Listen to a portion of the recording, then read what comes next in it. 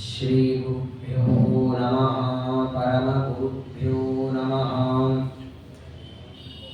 श्रीमदानन्दतीर्थभगवत्पादाचार्यगुरुभ्यो नमः। नारायणं सुरगुरुं जगदेकनाथं भक्तप्रियं सकललोकनमस्कृतं च त्रैगुण्यवर्जितमजं विभुमाद्यमीशं वन्दे भवग्नममरासुरसिद्धवन्द्यं नारायणाय परिपूर्णगुणार्णवाय विश्वोदयस्थितिलयोन्नियतिप्रदाय ज्ञानप्रदाय विबुधासुरसौख्यदुःखसत्कारणाय वितताय नमो नमस्ते। ध्येयं सदा परिभवग्नमभीष्टदोहं तीर्थास्पदं शिवविरिञ्चिनुतं शरण्यं भृत्यार्तिहं प्रणतपादभवाब्धिपोतं वन्दामहे पुरुषते चरणारविन्दं। नारायणं नमस्कृत्य नरं चैव नरोत्तमं देवीं सरस्वतीं व्यासं ततो जयमुदीरये। मातर्मे मातरिष्वन् पितुरतुलगुरो भ्रातरिष्टाप्तबन्धो स्वामिन् सर्वान्तरात्मन्नजरजरनिकज्जन्ममृत्यामयानां गोविन्दे देहि भक्तिं भवति च भगवन्नूर्जितां निर्निमित्तां निर्व्याजां निश्चलां सद्गुणगणबृहतीं शाश्वतीमाशुदेव। ये ये गुणा नाम जगत्प्रसिद्धाः यं तेषु तेषु स्म निदर्शयन्ति साक्षान्महाभागवतप्रबर्हं श्रीमन्तमेनं हनुमन्तबाहुः। उमा वैवाक्समुद्दिष्टा मनोरुद्रमुदारतः तदेतन्मिथुनं ज्ञात्वा न दाम्पत्याद्विहीयते। आपादमौलिपर्यन्तं गुरूणामाकृतिं स्मरेत् तेन विघ्नाः प्रणश्यन्ति सिद्ध्यन्ति च मनोरथाः। श्रीगुरुभ्यो नमः। कथं विराटनगरे मम पूर्वपितामहाः अज्ञातवासमुषिताः दुर्योधनभयार्दिताः। स्वस्त्यस्तु सताम् अशेषसन्मङ्गलानि भवन्तु। श्लोकैकश्रवणपठनमात्रेण कथावक्तश्च श्रोतॄणां निखिलकलिकतकल्मषापनूतनपटुतरे मोक्षाद्यखिलपुरुषार्थसाधनीभूते श्रीमन्महाभारते विराटपर्वणि यत्किञ्चित् पूर्वोक्तप्रमेयानुवादः। हरिः ओं हरिः ओं हरिः ओं। श्रीगुरुभ्यो नमः। ಅಧಿಕ ಜ್ಯೇಷ್ಠ ಮಾಸ ಮುಗಿದು ನಿಜ ಜ್ಯೇಷ್ಠ ಮಾಸ ಪ್ರಾರಂಭವಾಗಿದೆ. ಪ್ರಾಯ ಅಧಿಕ ಮಾಸದ ಉಪಯೋಗ ಸರಿಯಾಗಿ ಮಾಡಿಕೊಂಡವ್ರು ನೀವೇ ಅನ್ನಿಸ್ತಾರೆ. ವಾಸ್ತವಿಕವಾಗಿ ಅಧಿಕ ಮಾಸದಲ್ಲಿ ಹೇಗೆ ಭಾಗವತ್ ಕೇಳಬೇಕು ಅಂತ ವೇದವ್ಯಾಸರು ಅಪ್ಪಣೆ ಮಾಡಿದಂತೆ ಶ್ರವಣ ಮಾಡೋದು ನೀವೇ. ಅರ್ಧ ಗಂಟೆನೋ ಒಂದಿನ ಪ್ರವಚನಕ್ಕೆ ಬಂದು 2 ದಿನ ಮಿಸ್ ಮಾಡಿ ಹಾಗೆ ಮಾಡಿಲ್ಲ. ಮಧ್ಯದಲ್ಲಿ ನಮ್ಮ ಇನಾಮದಾರ್ ಹೇಳೋರು 60 ಜನ ಇದ್ದಾರೆ, ಫುಲ್ ಹಾಲು ತುಂಬಿದೆ ಅಲ್ಲ. ಮಧ್ಯಾಹ್ನ ಫಲಾರ ಇರ್ತಿತ್ತು, ರಾತ್ರಿ ಊಟ ಇರ್ತಿತ್ತು ಬಿಡಿ. ಆದರೂ ಶ್ರೀಮದ್ ಭಾಗವತದ ಶ್ರವಣ ಕೋಟಿ ಜನ್ಮಗಳ ಪುಣ್ಯ. ಸ್ಕಂದ ಪುರಾಣ ಹೇಳ್ತದೆ, ಒಬ್ಬ ಬ್ರಾಹ್ಮಣನಿಗೆ ಭಾಗವತ ಪುಸ್ತಕದ ದಾನ ಕೊಟ್ಟರು ಸಾಕಂತೆ ಅಧಿಕ ಮಾಸದಲ್ಲಿ. ಆಚಾರ ಮೊದಲು ಹೇಳ್ಬೇಕಾಗಿತ್ತು, ಪುಸ್ತಕ ಕೊಟ್ಬಿಡ್ತಿದ್ವಿ, ನಾವೇನು ಪ್ರವಚನ ಬರೋ ವಿಚಾರ ಮಾಡ್ತಿರ್ಲಿಲ್ಲ. ಪ್ರವಚನ ಕೇಳೋದಕ್ಕೆ ಎಷ್ಟು ಬೆಲೆ ಅಂದ್ರೆ, ಭಾಗವತ ಪುಸ್ತಕ ದಾನ ಕೊಟ್ರೆ ಸಮಗ್ರವಾದ ಪೃಥ್ವಿ ತುಂಬೆ ಬಂಗಾರದ ನಾಣ್ಯಗಳನ್ನ ಇಟ್ಟು ದಾನ ಮಾಡಿದ ಪುಣ್ಯ ಬರ್ತದೆ. ಇಡೀ ಪೃಥ್ವಿ ತುಂಬ. ಕಾರಣವಲ್ಲೇ ಶ್ರೀಮದ್ ಭಾಗವತ ಅದೊಂದು ಸಾಮಾನ್ಯ ಪುರಾಣ ಅಲ್ಲ.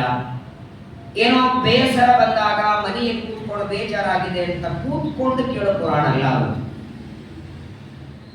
ಅನಂತಗುಣ ಪರಿಪೂರ್ಣನಾದ ಜನ್ಮ ಮರಣದ ಸಂಕೋಲೆಯನ್ನೇ ಬಿಡಿಸುವ ಭಗವಂತನ ಕಥೆ, ದೇವರ ಭಕ್ತರ ಕಥೆಯನ್ನ ಒಳಗೊಂಡದ್ದು. ಅಂತಹ ಭಾಗವತದ ಶ್ರವಣವನ್ನ ಮಾಡಿ 4-5 ದಿನಗಳಿಂದ ಭೀಮಸೇನ ದೇವರ ಚರಿತ್ರೆಯನ್ನ ನೀವೆಲ್ಲ ಕೇಳಿದ್ದೀರಿ. ಎಷ್ಟು ಚೆನ್ನಾಗಿ ಕೇಳಿದ್ದೀರಿ ಅಂದ್ರೆ, ಇವಾಗ ಪ್ರಶ್ನೆ ಕೇಳಿದ್ರೆ ಉತ್ತರ ಕೊಡ್ತೀವಿ. ಭೀಮಸೇನ ದೇವರ ಮಹಾತ್ಮೆ ವಾಸ್ತವಿಕವಾಗಿ ಹೀಗೆ ಕೇಳಬೇಕು ಪ್ರವಚನ. ಭಾಗವತ, ರಾಮಾಯಣ, ಮಹಾಭಾರತ ಅನೇಕ ಬಾರಿ ಕೇಳಿ ಆಗಿದೆ ಅಂತ ಹೇಳಿ ಕೇಳೋದು ಬೇಡ ಅಂತಲ್ಲ. ವೈಯಕ್ತಿಕವಾಗಿ ಭೀಮಸೇನ ದೇವರ ಬಗ್ಗೆ, ಕರ್ಣನ ಬಗ್ಗೆ ಒಂದು ವಾರ, ದ್ರೋಣಾಚಾರ್ಯರ ಬಗ್ಗೆ ಒಂದು ವಾರ, ಕೃಪಾಚಾರ್ಯರ ಬಗ್ಗೆ, ಧರ್ಮರಾಜನ ಬಗ್ಗೆ, ನಮ್ಮ ಮಹಾಭಾರತ ಭಾಗವತದಲ್ಲಿ ಬರುವ ಪಾತ್ರಗಳು, ಅವರ ಬಗ್ಗೆ ಒಬ್ಬೊಬ್ಬರ ಬಗ್ಗೆನೇ ಸಾಕು. ಯಾರನ್ನ ಇವತ್ತು ಜಗತ್ತು ದೂರ ಇಟ್ಟಿದೆ, ಯಾವ ಕರ್ಣನನ್ನ ದುರ್ಯೋಧನನಿಗೆ ಸಹಾಯ, ದುರ್ಯೋಧನನ ಗೆಳೆಯ ಅಂತ ಇಟ್ಟಿದೆ, ಅದೇ ಕರ್ಣನ ಬಗ್ಗೆ ಮಹಾಭಾರತ ಹೇಳುವ ಮಾತುಗಳನ್ನು ಕೇಳಬೇಕು. ಅಶ್ವತ್ಥಾಮರ ಬಗ್ಗೆ, ದ್ರೋಣಾಚಾರ್ಯರ ಬಗ್ಗೆ, ದ್ರೋಣಾಚಾರ್ಯರ ದಿನನಿತ್ಯದ ಜೀವನ ಹೇಗಿತ್ತು, ಆಗ ಆ ವ್ಯಕ್ತಿ ಬಗ್ಗೆ ಗೊತ್ತಾಗುತ್ತೆ. ವಿಶೇಷವಾಗಿ ಮಹಾಭಾರತದ ವಿರಾಟ ಪರ್ವ ಇವತ್ತಿನಿಂದ ಪ್ರಾರಂಭ ಆಗಬೇಕು. ಒಂದೆರಡು ಮಾತುಗಳನ್ನು ಮೊದಲು ನಾನು ಹೇಳ್ತೇನೆ. ಶ್ರೀಮದ್ ಭಾಗವತವನ್ನ 1 ವರ್ಷದಿಂದ ಶ್ರವಣ ಮಾಡಿ ಅದರ ಮಂಗಲ ಮಹೋತ್ಸವವನ್ನ ನೈಮಿಷಾರಣ್ಯದಲ್ಲಿ ನಾವೆಲ್ಲ ಮಾಡಿ ಆಯಿತು. ಆ ನೈಮಿಷಾರಣ್ಯದಲ್ಲಿ ಮಂಗಳ ಮಾಡುವಾಗಲೇನೆ ಒಂದು ಸಂಕಲ್ಪವನ್ನ ಅಲ್ಲಿಯೂ ಮಾಡಿತ್ತು, ಇಲ್ಲಿಯೂ ಮಾಡಿತ್ತು. ಇಲ್ಲಿಯೂ ಮೊದಲು ಮಾಡಿ ಅಲ್ಲಿಯೂ ಮಾಡಿತ್ತು. 1 ವಾರ ನೈಮಿಷಾರಣ್ಯದಲ್ಲಿ ಭಾಗವತ ಮಂಗಳ ಮಾಡಿದ ಹಾಗೆ ಮಹಾಭಾರತದ ಮಂಗಳ ಕುರುಕ್ಷೇತ್ರದಲ್ಲಿ ಮಾಡೋದು ಅಂತ ಸಂಕಲ್ಪ ಮಾಡಿತ್ತು. ಸಂಕಲ್ಪ ಅದನ್ನ ಒಳಗಿದ್ದು ತಂದೆ ಮಗ ಸರ್ವೋತ್ತಮನಾದ ಪರಮಾತ್ಮ, ಜೀವೋತ್ತಮನಾದ ವಾಯುದೇವರು ಒಳಗಿದ್ದು ಮಾಡಿಸಿದ್ರು. ಆದರೆ ಅದನ್ನು ಹೇಗೆ ಮಾಡೋದು, ಏನು ಮಾಡೋದು ಅಂತ ಗೊಂದಲ, ಅನೇಕ ವಿಚಾರಗಳೆಲ್ಲ ಬಂತು. ಭಗವದ್ಗೀತೆಯ ಪ್ರವಚನ ಮಾಡಿ ಅದರ ಮಂಗಳ ಮಾಡೋಣ. ಯಾಕಂದ್ರೆ ಕುರುಕ್ಷೇತ್ರ ಇದು ಗೀತಾ ಜನ್ಮಭೂಮಿ. ಹೇಗೆ ನಾವು ಹುಟ್ಟಿದ ದವಾಖಾನೆಗೆ ತೋರಿಸ್ತೀವಿ ನೋಡಿ, ಹಾಸ್ಪಿಟಲ್ ಅಲ್ಲ, ಇಲ್ಲೇ ಹುಟ್ಟಿದ್ದು ಅಂತ. ಹಾಗೆ ಗೀತೆಯ ಜನ್ಮಭೂಮಿಯನ್ನು. ಆದರೆ ಭಗವದ್ಗೀತೆ ಈಗ ಆಲ್ರೆಡಿ ಉಪನ್ಯಾಸ ನಡೆದಿದೆ, ನಡೀತಾನೂ ಇದೆ, ಪ್ರವಚನ ಕೇಳಿದ್ದೀರಿ. ಮತ್ತೆ ನಾನು ಭಗವದ್ಗೀತೆ ಹೇಳಿ ಮಂಗಳ ಮಾಡೋದು ಬೇಡ. ಅದಕ್ಕೆ ಸಮಗ್ರ ಮಹಾಭಾರತವನ್ನ ಹೇಳಲಿಕ್ಕಾಗೋದಿಲ್ಲ. ಇಡೀ ಭಾಗವತವೇ ಆಯುಷ್ಯ ಇಟ್ಕೊಂಡು ಹೇಳಲಿಕ್ಕಾಗೋದಿಲ್ಲ. ಮಹಾಭಾರತ ಇನ್ನೂ ದೊಡ್ಡ ಗ್ರಂಥ. ಆದರೂ 18 ಪರ್ವದ ಮಹಾಭಾರತದ ಶ್ರವಣವನ್ನ ಇಲ್ಲಿ ಬೆಂಗಳೂರಲ್ಲಿ ಮಾಡಿ 1 ವಾರ ಕುರುಕ್ಷೇತ್ರದಲ್ಲಿ ಮಹಾಭಾರತದ ಮಂಗಳ ಜೊತೆಗೆ 1 ದಿನ ಅಥವಾ 2 ದಿನದಲ್ಲಿ ಸಮಗ್ರ 18 ಅಧ್ಯಾಯದ ಸಾರ ಭಾಗ. ಈಗಾಗಲೇ ಎಲ್ಲ ಭಗವದ್ಗೀತೆ ಕೇಳಿರ್ತೀರಾದಕ್ಕಾಗಿ ಮತ್ತೆ ಅದನ್ನು ಹೇಳೋದು ಬೇಡ. 1-2 ಅಧ್ಯಾಯ, ಕೊನೆಯದಾದ 2 ಅಧ್ಯಾಯಗಳನ್ನು ಶ್ರವಣ ಮಾಡಿ ಅದರ ಮಂಗಲ ಮಹೋತ್ಸವ ಫೆಬ್ರವರಿಯೊಳಗೆ ಮಹಾಭಾರತದ ಮಂಗಲವನ್ನ ಮಾಡಬೇಕು ಅಂತ ಅಪೇಕ್ಷೆ ಇದೆ.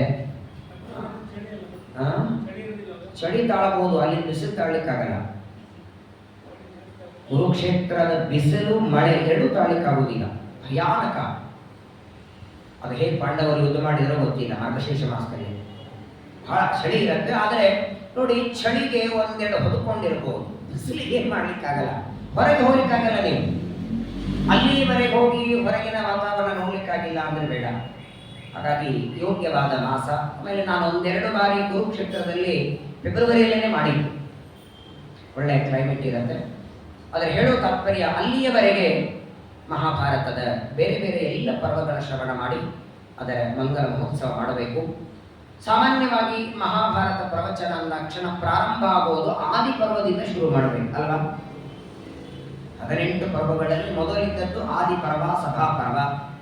ಆದರೆ ಇವತ್ತು ಪ್ರಾರಂಭ ಮಾಡ್ತಾ ಇರೋದು ವಿರಾಟ ಪರ್ವ. ಒಂದು ಮಾತು ಮಧ್ವಾಚಾರ್ಯರು ಮಹಾಭಾರತ ಆತ್ಮನಿರ್ಣಯದಲ್ಲಿ ಹೇಳ್ತಾರೆ, ಇಡೀ ಮಹಾಭಾರತದೊಳಗೆ ಕೇಳಲೇಬೇಕಾದ ಪರ್ವಗಳು ಅಂದ್ರೆ ಯಾವುದು? ಹೇಗೆ ಭಾಗವತದೊಳಗೆ ದಶಮ ಸ್ಕಂದ ಅಂದ್ರೆ ಭಾಗವತದ ಸಾರ ಅಂತೀವಿ ನೋಡಿ, ಇಡೀ 12 ಸ್ಕಂದದ ಸಾರ ಅಂದ್ರೆ ದಶಮ ಸ್ಕಂದ ಅನ್ನೋ ಹಾಗೆ ಮಹಾಭಾರತದ ಸಾರ ಯಾವುದು? ಮಧ್ವಾಚಾರ್ಯ ಹೇಳ್ತಾರೆ, ವಿರಾಟ ಉದ್ಯೋಗ ಸಾರವಾನ್ ಅಂತ ಆಚಾರ್ಯರ ಮಾತು. ಇಡೀ ಮಹಾಭಾರತದಲ್ಲೇನೆ ಅತ್ಯಂತ ಪ್ರಧಾನವಾಗಿ ಕೇಳಲೇಬೇಕಾದ ಮಹಾಭಾರತದ ಸಾರ ಭಾಗ ಅಂದ್ರೆ ಒಂದು ವಿರಾಟ ಪರ್ವ, ಇನ್ನೊಂದು ಉದ್ಯೋಗ ಪರ್ವ. ಉಳಿದದ್ದು ಸಾಧಾರಣ ಅಂತ ನಾನು ಹೇಳಲಿಕ್ಕೆ ಹೊರಟಿಲ್ಲ, ಎಲ್ಲವೂ ಬೇಕಾದಂತೆ. ವಿಶೇಷವಾಗಿ ವಿರಾಟ ಪರ್ವ, ಉದ್ಯೋಗ ಪರ್ವಗಳನ್ನ ಪ್ರಾರಂಭದಲ್ಲಿ ಒಂದು ಶ್ರವಣ ಮಾಡುವ ಪದ್ಧತಿ. ಎರಡನೇದಾಗಿ ಎಲ್ಲ ಜೀವರಾಶಿಗಳಿಗೆ ಬೇಕಾದದ್ದು ನೀರು. ನಾವೇನೋ ಬೆಂಗಳೂರಲ್ಲಿದ್ದೇವೆ, ಮಳೆ ಆಗ್ತಿದೆ, ನೀರಿನ ಸಮಸ್ಯೆ ಇಲ್ಲ. ಉಳಿದೆಲ್ಲ ಕಡೆಗೆ ಬಹಳ ಸಮಸ್ಯೆ ನಡೀತಿದೆ. ಕೆಲವು ಕಡೆ ಇನ್ನೂ ಮಳೆನೇ ಆಗಿಲ್ಲ. ಪ್ರಾಯ ಜೂನ್ 14-15 ತಾರೀಕಿನವರೆಗೆ ಮುಂಬೈಯೊಳಗೆ 1 ವರ್ಷಕ್ಕಾಗುವಷ್ಟು ಮಳೆ ಆಗಬೇಕಾಗಿದೆ. ಏನೂ ಮಳೆ ಇಲ್ಲ ಈ ವರ್ಷ. ಏನಾಗಿದೆ ಅಂದ್ರೆ ಮುಂದೆ ಇನ್ನು 40-30 ದಿವಸಕ್ಕೆ ಬೇಕಾಗುವಷ್ಟು ನೀರು ಮಾತ್ರ ಇದೆ. ನೀವು ನಿತ್ಯ ನ್ಯೂಸಲ್ಲಿ ನೋಡ್ತಿದ್ದೀರಿ, ಗೌರ್ಮೆಂಟ್ ಅನೌನ್ಸ್ ಮಾಡ್ತಿದೆ, ಮಹಾರಾಷ್ಟ್ರ ಗೌರ್ಮೆಂಟ್ ಎಲ್ಲಿಯೂ ನೀರು ಚೆಲ್ಲಬೇಡಿ ಅಂತ. ಅಕಸ್ಮಾತ್ ಆಗಿ ಎಲ್ಲಾದರೂ ನೀರು ಚೆಲ್ಲಿದ್ದು ಗೊತ್ತಾದರೆ, ಸಾಮಾನ್ಯವಾಗಿ ತಪ್ಪು ಮಾಡಿದ್ರೆ ದಂಡ ಇರತ್ತಲ್ಲ, ಎಷ್ಟಾಗಬಹುದು ಹೇಳಿ?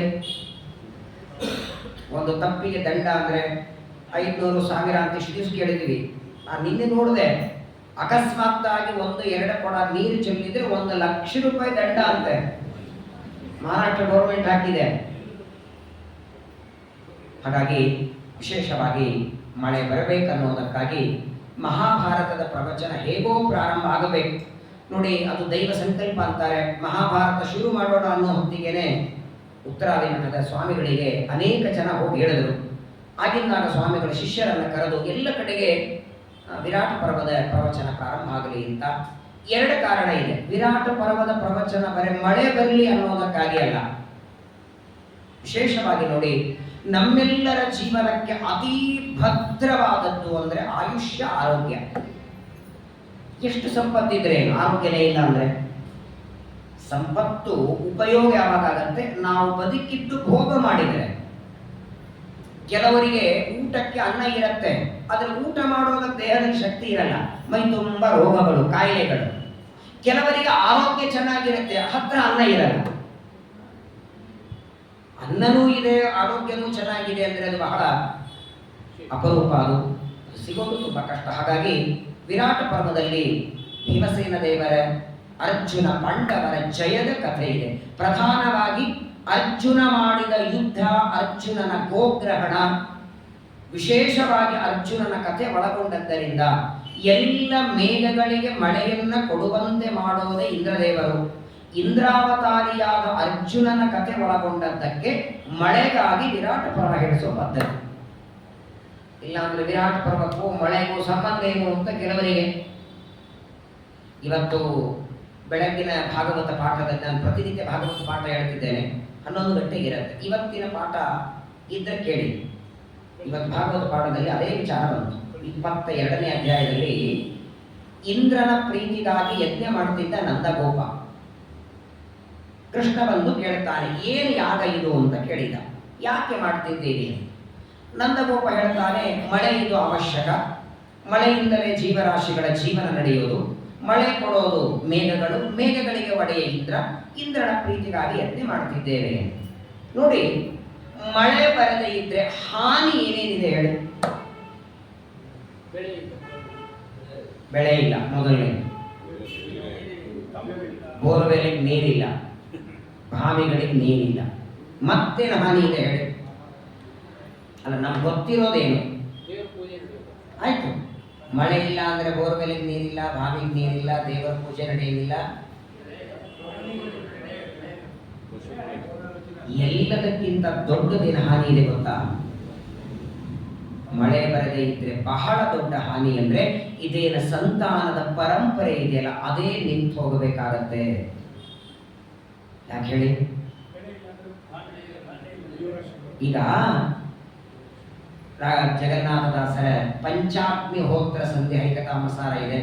ಬೇರೆ ಬೇರೆ ಕಡೆಗೆ ನಮ್ಮ ವಿಷ್ಣು ತೀರ್ಥ ಷೋಡಶಿ ಅಂತ ಬರೆದಿದ್ದಾರೆ.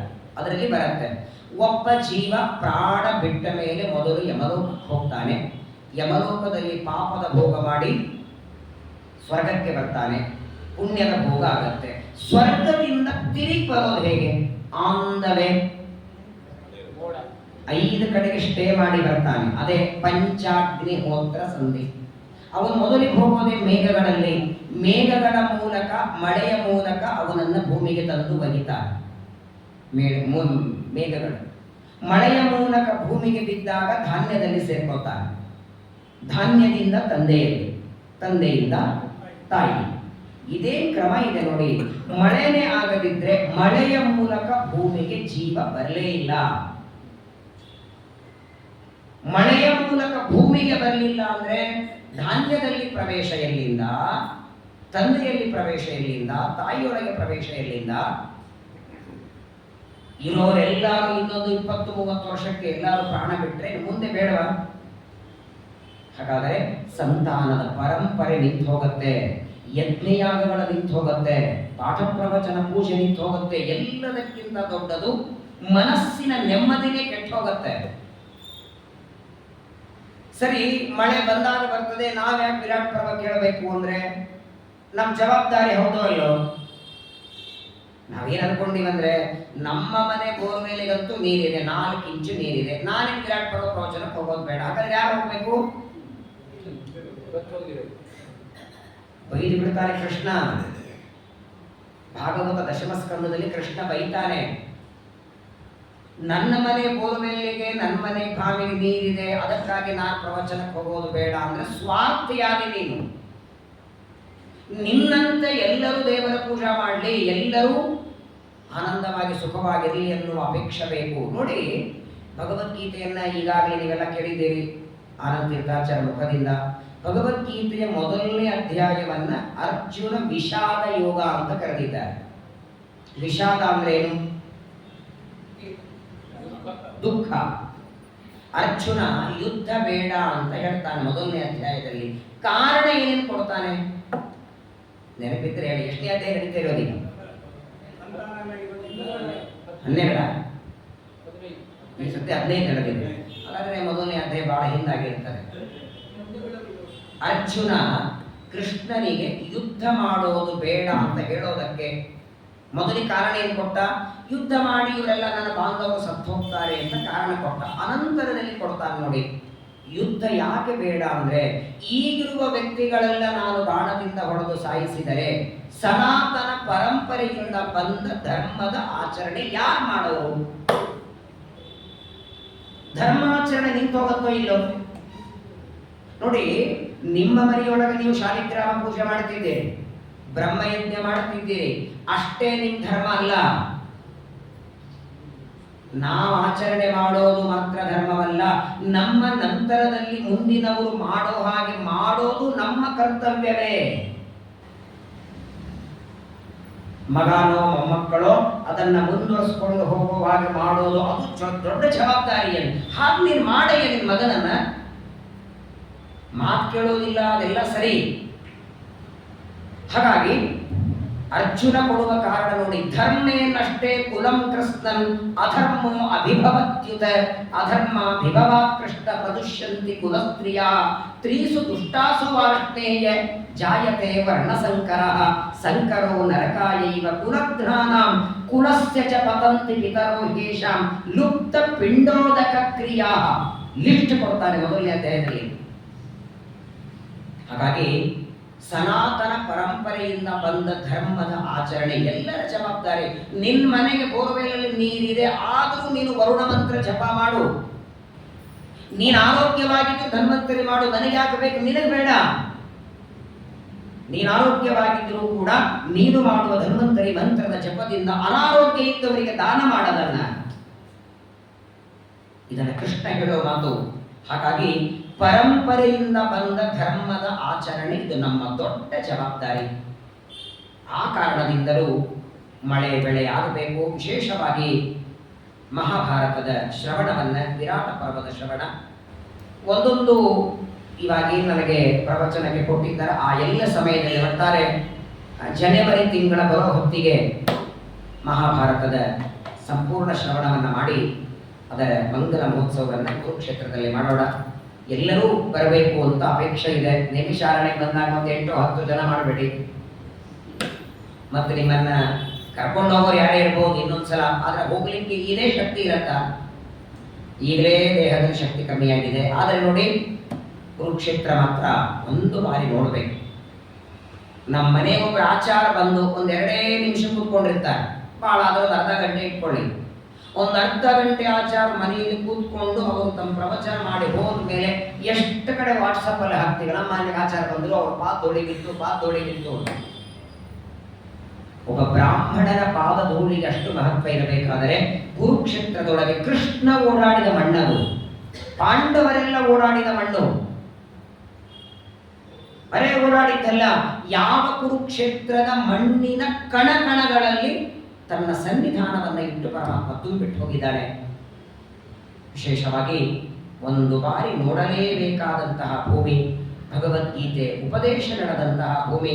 30 ರಿಂದ 40 ನಿಮಿಷ ಕೃಷ್ಣ ಹೇಳಿದ್ದು ಗೀತೆ. ಯಾಕಂದ್ರೆ ಅದು ಗೀತಾ ಹೇಳೋದಕ್ಕೆ ನೆರೆದದ್ದಲ್ಲ, ಅದು ಬಂದದ್ದು ಯುದ್ಧ ಮಾಡ್ಲಿಕ್ಕಲ್ವಾ. ಅಲ್ಲೇನು ಮೈಕ್ ಇಲ್ಲ, ಪ್ರವಚನಕ್ಕೆ ಗಂಟೆ ಇಲ್ಲ, ಮಂಗಳಾರತಿ ಇಲ್ಲ, ಜನ ಇಲ್ಲ. ಅಥವಾ ಪ್ರವಚನ ಮಾಡ್ತಾರೆ ಅಂತ ನಮ್ಮ ಇನಾಮದವ್ರು ಮೊದಲೇ ಗ್ರೂಪ್ ಅಲ್ಲಿ ವಾಟ್ಸಪ್ ಅಲ್ಲಿ ಹಾಕಿದ್ದಿಲ್ಲ. ಸಹಜವಾಗಿ ಯುದ್ಧ ಬೇಡ ಅಂತ ಎರಡೂ ಕಡೆಗೆ ಸೈನ್ಯ ನೋಡಿ ಅರ್ಜುನ ಬೇಡ ಅಂದಾಗ ಶುರು ಮಾಡಿದ್ದದು. ಅವನು ಹೇಳಿದ್ದ ಅರ್ಧ ಗಂಟೆನೆ ಕೃಷ್ಣ. ಆದ್ರೆ ನಮಗ ಅರ್ಥ ಆಗ್ಲಿಕ್ಕೆ ಇಡೀ ಆಯುಷ್ಯ ಬೇಕು. 2 ಗ್ರಂಥ ಬರೆದಿದ್ದಾರೆ ಶ್ರೀಮದಾಚಾರ್ಯರು ಭಗವದ್ಗೀತೆ ಮೇಲೆನೆ. ಗೀತಾ ತಾತ್ಪರ್ಯ ಭಾಷ್ಯಾಭ್ಯಾಂ ಆಭ್ಯಾಂ ವಿಶ್ವಂ ಪ್ರಕಾಶತೆ ಗೋಗಣೈರ ಪ್ರತೈಕಾರೇ ಅರ್ಕೇಂದುಭ್ಯಾವಿವಾದಿಕಂ. ಸುಮಧ್ವಿಜಯ ನಾರಾಯಣ ಪಂಡಿತ್ ಅಂತಾರೆ, ಹೇಗೆ ಜಗತ್ತಿಗೆ ಸೂರ್ಯ ಚಂದ್ರರು ಅವಶ್ಯಕರೋ ಹಾಗೆ ಮಧ್ವಾಚಾರ್ಯರ 2 ಗ್ರಂಥ ಇದ್ರೆ ಭಗವದ್ಗೀತೆ ಅರ್ಥ ಆಗತ್ತೆ. ಅದರಲ್ಲಿಯೂ ಗೀತಾ ಭಾಷ್ಯ ನಮ್ಮ ಪೂಜ್ಯ ಗುರುಗಳು ಮಾಹುಲಿ ಆಚಾರ್ಯರು ಸುಮಾರು 22 ಬಾರಿ ಗೀತಾ ಭಾಷ್ಯ ಪಾಠ ಹೇಳಿದ್ದಾರೆ. ಈಗಲೂ ಅವರಿಗೆ ಗೀತಾ ಭಾಷ್ಯ ಸ್ಪೆಷಲಿಸ್ಟು ಅಂತ ಕರೀತಾರೆ. ಅವ್ರ ಬಾಯಿಯಿಂದ ಕೇಳಬೇಕು ಭಗವದ್ಗೀತೆಯ ಭಾಷ್ಯ. ಯಾವಾಗಲೂ ನೋಡಿ, ಗಂಡನ ಒಗಟ ಮಾತು ಹೆಂಡತಿಗೆ ಅರ್ಥ ಆಗತ್ತೆ, ಕೆಲವು ಮಾತು ಮಕ್ಕಳಿಗೂ ಅರ್ಥ ಆಗಲ್ಲ. ಹಾಗೆ ತಂದೆಯ ಮಾತು ಕೆಲವೊಂದು ಮಗ ಅರ್ಥ ಮಾಡಿಕೊಳ್ಳಬಲ್ಲ. ಹಾಗೆ ತಂದೆಯಾದ ವೇದವ್ಯಾಸ ದೇವರ ಆ ಭಗವದ್ಗೀತೆಯ ಮಾತು, ಕೃಷ್ಣನ ಮಾತು ಅವ್ರ ಮಗನೇ ಅರ್ಥ ಮಾಡಿಕೊಳ್ಬೇಕು ಮಧ್ವಾಚಾರ್ಯರು. ಗೀತೆಯ ಅರ್ಥ ಮಧ್ವಾಚಾರ್ಯ ಹೇಳಿದರು, ಮಧ್ವಾಚಾರ್ಯರ ಅರ್ಥ ಟೀಕಾರಾಯರು. ಅದರ ಅರ್ಥವನ್ನ ನಮ್ಮಂತಹ ಅಲ್ಪ ಮತಿಗಳ ಪಾಲಿಗೆ ತಂದು ಕೊಟ್ಟದ್ದು ಮಂತ್ರಾಲಯ ಪ್ರಭುಗಳು. ನಾನು ಯಾವಾಗಲೂ ಹೇಳ್ತೇನೆ, ಜೋರಾಗಿ ಮಳೆ ಬರ್ತದೆ, ಮನೆ ಮುಂದೆ ನೀರು ಹರಿದು ಹೋಗುತ್ತೆ. ಯಾವ ಉಪಯೋಗಕ್ಕಿದೆ ನೀರದು? ಇದೇ ನೀರು ಮಳೆ ಬಿದ್ದಾಗ ಮನೆ ಮುಂದೆ ಬಿದ್ದ ನೀರು ಅದನ್ನೆಲ್ಲೋ ನದಿಗೆ ಸೇರ್ಕೊಳ್ತದೆ. ಆ ನೀರನ್ನೇ ಫಿಲ್ಟರ್ ಮಾಡಿ ನಮ್ಮ ಮನೆಗೆ ನಳ್ಳಿಗೆ ಬರ್ತದೆ. ನಮ್ಮ ಉಪಯೋಗಕ್ಕೆ ಬರೋದು ಯಾವಾಗ ಹೇಳಿ? ಹಾಗಾದ್ರೆ ಮಳೆ ಬೀಳೋದು ಅಂದ್ರೆ ವೇದವ್ಯಾಸ ದೇವರು ಪುರಾಣ ಬರೆದ ಹಾಗೆ. ಆ ನೀರೆಲ್ಲ ಹೋಗಿ ನದಿಗೆ ಸೇರೋದು ಅಂದ್ರೆ ಮಧ್ವಾಚಾರ್ಯರ ಸರ್ವಮೂಲ ಗ್ರಂಥ. ಅದನ್ನ ಫಿಲ್ಟರ್ ಮಾಡೋದು ಅಂದ್ರೆ ಟೀಕಾರಾಯರ ಗ್ರಂಥಗಳು. ಅದನ್ನ ಸಿಂಟ್ಯಾಕ್ಸಿಗೆ ಹೋಗೋದು ಅಂದ್ರೆ ರಾಯರ ಗ್ರಂಥ. ಕೊನೆಗೆ ನಲ್ಲಿಗೆ ಬಂದು ನಮ್ಮಂತವರ ಪಾಲಿಗೆ ಬರೋದು ಅಂದ್ರೆ ಆ ರಾಯರ ಗ್ರಂಥಕ್ಕೂ ಟಿಪ್ಪಣಿ ಬರೆದಂತಹ ಟಿಪ್ಪಣಿಕಾರರು ಅಲ್ಪಮತಿಗಳ ಮತಿಗೆ ತಿಳಿಸುವುದಕ್ಕಾಗಿ ಬರ್ತಾರಲ್ಲ, ಇವರೆಲ್ಲರ ಉಪಕಾರ ನಮ್ಮ ತಲೆ ಮೇಲಿದೆ. ಪನಾಚರ ಒಬ್ಬರೇ ಯಾಕೆ ಬೇಕಾದಷ್ಟು ಜನ ಬರ್ತಾರೆ, ಒಬ್ಬೊಬ್ಬರು ಒಂದೊಂದು ಪ್ರಸಂಗದಲ್ಲಿ ಬಂದು ಹೋಗಿರ್ತಾರೆ. ಹೇಳುವ ತಾತ್ಪರ್ಯ ವಿಶೇಷವಾಗಿ ಧರ್ಮದ ಆಚರಣೆ ಎಷ್ಟು ಮಹತ್ವ ನೋಡಿ. ಎಲ್ಲನೂ ಹಣ ಕೊಟ್ಟು ಕೊಡ್ಲಿಕ್ಕಾಗಲ್ಲ. ನಿಮ್ಮ ಹತ್ರ ₹1,00,00,000 ಇದೆ, ಬಸವೇಶ್ವರನಗರಲ್ಲಿ ಸೈಟ್ ತಗೋಬಹುದು, ನೀವು ಒಂದೆರಡು ಕಡೆ ಬಂಗಾರ ತಗೊಳ್ಬಹುದು. ನೆಮ್ಮದಿ, ಶಾಂತಿ, ಸಮಾಧಾನತೆ, ಸಂಸಾರದಿಂದ ಬಿಡುಗಡೆ, ನಾನಾ ತರಹದ ವಿಪತ್ತು ಆಪತ್ತುಗಳಿಂದ ಮುಕ್ತಿ, ರೋಗಗಳಿಂದ ಮುಕ್ತಿ ಅದು ದೇವರೇ ಮಾಡಬಲ್ಲ ಹೊರತು ಹಣದಿಂದ ಸಾಧ್ಯ ಇಲ್ಲ. ಅದಕ್ಕಾಗಿ ಧರ್ಮದ ಆಚರಣೆ ಅವಶ್ಯಕವಾದದ್ದು. ಅದರಲ್ಲಿಯೂ ಮಹಾಭಾರತದ ಸಾರಭೂತವಾದ ಪರ್ವ ವಿರಾಟ ಪರ್ವ. ವಿರಾಟ ಪರ್ವವನ್ನು ಶ್ರವಣ ಮಾಡೋದಕ್ಕೆ ಮೊದಲು ಒಂದೆರಡು ಅದರ ಹಿಂದಿನ ಭಾಗವನ್ನು ನಾವು ತಿಳಿಯೋಣ. ನಿಮ್ಮೆಲ್ಲರಿಗೂ ಒಂದು ಪ್ರಶ್ನೆ ಬಂದಿರಬಹುದು. ಪಾಂಡವರು ಸಾಕ್ಷಾತ್ ಕೃಷ್ಣನ ಭಕ್ತರು, ಮೇಲಾಗಿ ದೇವತೆಗಳ ಅವತಾರ, ಹೌದು ಅಲ್ಲೋ? 5 ಜನ ಸಾಮಾನ್ಯವಲ್ಲ. ಧರ್ಮದೇವತೆ ಯಮಧರ್ಮದೇವರು ಧರ್ಮರಾಜ, ಜೀವೋತ್ತಮರಾದ ಭೀಮಸೇನ ದೇವರು ವಾಯುದೇವರ ಅವತಾರ, ಇಂದ್ರ ಅರ್ಜುನ ಇಂದ್ರಾವತ, ನಕುಲ ಸಹದೇವರು ಅಶ್ವಿನಿ ದೇವತೆಗಳು. ಹಾಗಾದರೆ ದೇವತೆಗಳು ಪಾಂಡವರಾಗಿ ಬಂದಿದ್ದಾರೆ, ಕೃಷ್ಣನ ಭಕ್ತರು ಬೇರೆ. ಇಷ್ಟಾದರೂ ಪಾಂಡವರಿಗೆ ಇಷ್ಟೆಲ್ಲ ಆಪತ್ತುಗಳು ಯಾಕೆ ಬಂತು ಹೇಳಿ? ಯಾವ ವ್ಯಕ್ತಿ ಮಡಿ ಮೇಲಿಗೆ ಮಾಡ್ತಾನೆ, ಪೂಜಾ ಮಾಡ್ತಾನೆ, ಅಯ್ಯೋ ಅವ್ರು ಅಷ್ಟು ಮಡಿ ಮಾಡಿದ್ರು ಅವರಿಗೆ ಬಿಟ್ಟಿಲ್ಲ ನೋಡ್ರಿ ಅಂತೀವಿ. ನಾವು ತಪ್ಪು ತಿಳ್ಕೊಂಡಿವಿ, ನಾನು ಮಡಿ ಮೇಲಿಗೆ ಪೂಜಾ ಪಾಠ ಮಾಡಿದ್ದಕ್ಕೆ ನನಗೇನು ಕಷ್ಟನೇ ಬರಬಾರದು ಅಂತ. ನಾವು ಎಲ್ಲಿ ಲೆಕ್ಕರಿ ಪಾಂಡವರ ಮುಂದೆ? ಹೌದು ಇಲ್ಲ ಹೇಳಿ? ನೀವು ನನಗೆ ಬಹಳ ಹಿಡಿಸಿದ್ರೆ ನಾನು ಏನು ಅನ್ಬಹುದು? ಈ ವ್ಯಕ್ತಿ ನನಗೆ ಇಷ್ಟ ಅನ್ಬಹುದು. ಬಹಳ ಇಷ್ಟ ಆಗಿದ್ರೆ ಪರಮ ಇಷ್ಟ ಅನ್ನಬಹುದು. ಆದರೆ ಪಾಂಡವರ ಬಗ್ಗೆ ಕೃಷ್ಣ ಹೇಳಿದ ಮಾತೇನು? ಬರೀ ಇಷ್ಟ ಅನ್ನಲಿಲ್ಲ, ನನಗೆ ಬೇಕಾದವರಲ್ಲಿಲ್ಲ, ಪ್ರಾಣ ಅಂತಾನೆ. ಪ್ರಪಂಚದೊಳಗೆ ಒಬ್ಬ ವ್ಯಕ್ತಿಯನ್ನ ಅಥವಾ ಒಂದು ವಸ್ತುವನ್ನ ನಾವು ಪ್ರಾಣ ಅಂತ ಯಾವಾಗ ಕರಿತೇವೆ? ಆ ವ್ಯಕ್ತಿಯ ಮೇಲೆ ಮಾಡುವಷ್ಟು ಪ್ರೀತಿ ಯಾರ ಮೇಲೂ ಮಾಡಲ್ಲ ಅಂದ್ರೆ ಅವನು ನನಗೆ ಪ್ರಾಣ. ವಿಚಾರ ಮಾಡಿ, ಯಾವ ಪಾಂಡವರನ್ನ ನನ್ನ ಪ್ರಾಣ ಅಂತ ಕೃಷ್ಣ ಅಂತಾನೆ, ಅಂಥ ಪಾಂಡವರಿಗೆ ಎಷ್ಟು ಆಪತ್ತುಗಳು ಹುಟ್ಟಿದಾಗ ಆರಭ್ಯ. ಹುಟ್ಟಿದ ಮೇಲೆ ತಂದೆಯನ್ನ ಕಳ್ಕೊಂಡ್ರು ಪಾಂಡುರಾಜನನ್ನ. ಸಣ್ಣ ವಯಸ್ಸಿನಲ್ಲಿ ತಂದೆಯಿಂದ ದೂರ ಆದರು. ತನ್ನ ತಂದೆ ಕಟ್ಟಿದ ರಾಜ್ಯ ಹಸ್ತಿನಾವತಿ ರಾಜ್ಯ ಸಿಗಲಿಲ್ಲ. ಎಲ್ಲೋ ಅನಾಥರಾಗಿ ಬೆಳೆಯುವ ಪ್ರಸಂಗ ಬಂತು. 5 ವರ್ಷದ ಮಗುವಿದ್ದಾಗ ಅನ್ನದಲ್ಲಿ ವಿಷ ಹಾಕ್ತಾನೆ ದುರ್ಯೋಧನ. ಅರಿಗಿನ ಮನೆಯಲ್ಲಿ ಸುಡೋದಕ್ಕೆ ಪ್ರಯತ್ನ ಮಾಡ್ತಾನೆ, ಹಾವುಗಳಿಂದ ಕಟ್ಟಿಸ್ತಾನೆ. ಪ್ರಾಯ ಪಾಂಡವರು ಪಟ್ಟ ಕಷ್ಟಗಳನ್ನು ನೋಡಿ ಎಲ್ಲಿವರೆಗೆ? ಈ 12 ವರ್ಷದ ವನವಾಸದವರೆಗೆ. ದೇವರ ಭಕ್ತರಾದ ಪಾಂಡವರು ತಮಗೆ ಕಷ್ಟ ಬರದೇ ಇದ್ದಾಗ ಮಾಡ್ಕೋಬಹುದಾಗಿತ್ತಲ್ಲ. ತಮಗೆ ಕಷ್ಟ ಬರದೇ ಇದ್ದಾಗ ಮಾಡ್ಕೊಳ್ಳಿಕ್ಕೆ ಅವರಿಗೂ ಸಾಮರ್ಥ್ಯ ಇತ್ತು, ಇವರಿಗೆ ಕಷ್ಟ ಬರದೇ ಇದ್ದಾಗ ಮಾಡಲಿಕ್ಕೆ ಯಾಕೆ ಮಾಡಲಿಲ್ಲ ದೇವರು? ಬರೀ ಮಾತಿಗೆ ಹೇಳ್ಕೊಂಡ ಮಮ ಪ್ರಾಣ ಅಂತ. ನೀವು ನನ್ನ ಪ್ರಾಣಕ್ಕೆ ಸಮಾನರು, ಪ್ರಾಣದಷ್ಟು ಬೇಕಾದವರು ಅಂದ್ರೆ ನಿಮಗೇನಾದರೂ ಆಪತ್ತು ಬಂದ್ರೆ ನಾನು ಪರಿಹಾರ ಮಾಡಬೇಕೋ ಬೇಡ? ಹಾಗೇನೋ ಕಷ್ಟ ಪರಿಹಾರ ಮಾಡಿದ್ರೆ ತಾನೆ ಪ್ರಾಣ ಅಂತ ಹೇಳ್ಕೊಂಡದಕ್ಕೆ ಬೆಲೆ. ಈ ವಿರಾಟ ಪರ್ವ ಕೇಳಿ. ಪಾಂಡವರು ವನವಾಸಕ್ಕೆ ಹೋದದ್ದು ಅಥವಾ ಆ ವನವಾಸದಲ್ಲಿ ತಾವು ಅನುಭವಿಸಿದ ಕಷ್ಟಗಳು ಅಥವಾ ಜೂಜಾಟದಲ್ಲಿ ಸೋತದ್ದು, ಇದು ಎಲ್ಲದರ ಹಿಂದೆ ಭಗವಂತನ ಸಂಕಲ್ಪ ಇದೆ. ಈಗ ವಿರಾಟ ಪರ್ವದಲ್ಲಿ ಪ್ರಧಾನ ಕಥೆ ಏನು ಬರುತ್ತೆ ನಿಮಗೆಲ್ಲ ಗೊತ್ತಿದೆ. ಪ್ರಧಾನವಾದ ಕಥೆ, ಪಾಂಡವರು ತಮ್ಮ ವೇಷವನ್ನ ಬದಲಾಯಿಸಿ ಯಾರಿಗೂ ಗೊತ್ತಿಲ್ಲದಿರುವ ವೇಷದಲ್ಲಿ 1 ವರ್ಷ ಇರ್ತಾರೆ. ಅದರಲ್ಲಿ ಧರ್ಮರಾಜ ಹಾಕೊಂಡ ವೇಷ ಯಾವುದು? ಧರ್ಮರಾಜ 1 ವರ್ಷ ವಿರಾಟ ರಾಜನ ಮನೆಯಲ್ಲಿ ಏನ್ ಕೆಲಸ ಮಾಡ್ತಾನೆ ಕೇಳಿರ್ಲಿ. ಇದಕ್ಕಿಂತ ಮೊದಲು ವಿರಾಟ ಪರ್ವ ಏನ್ ಮಾಡ್ತಾನೆ? ಮಹಾಭಾರತ ಏನ್ ಹೇಳ್ತದೆ?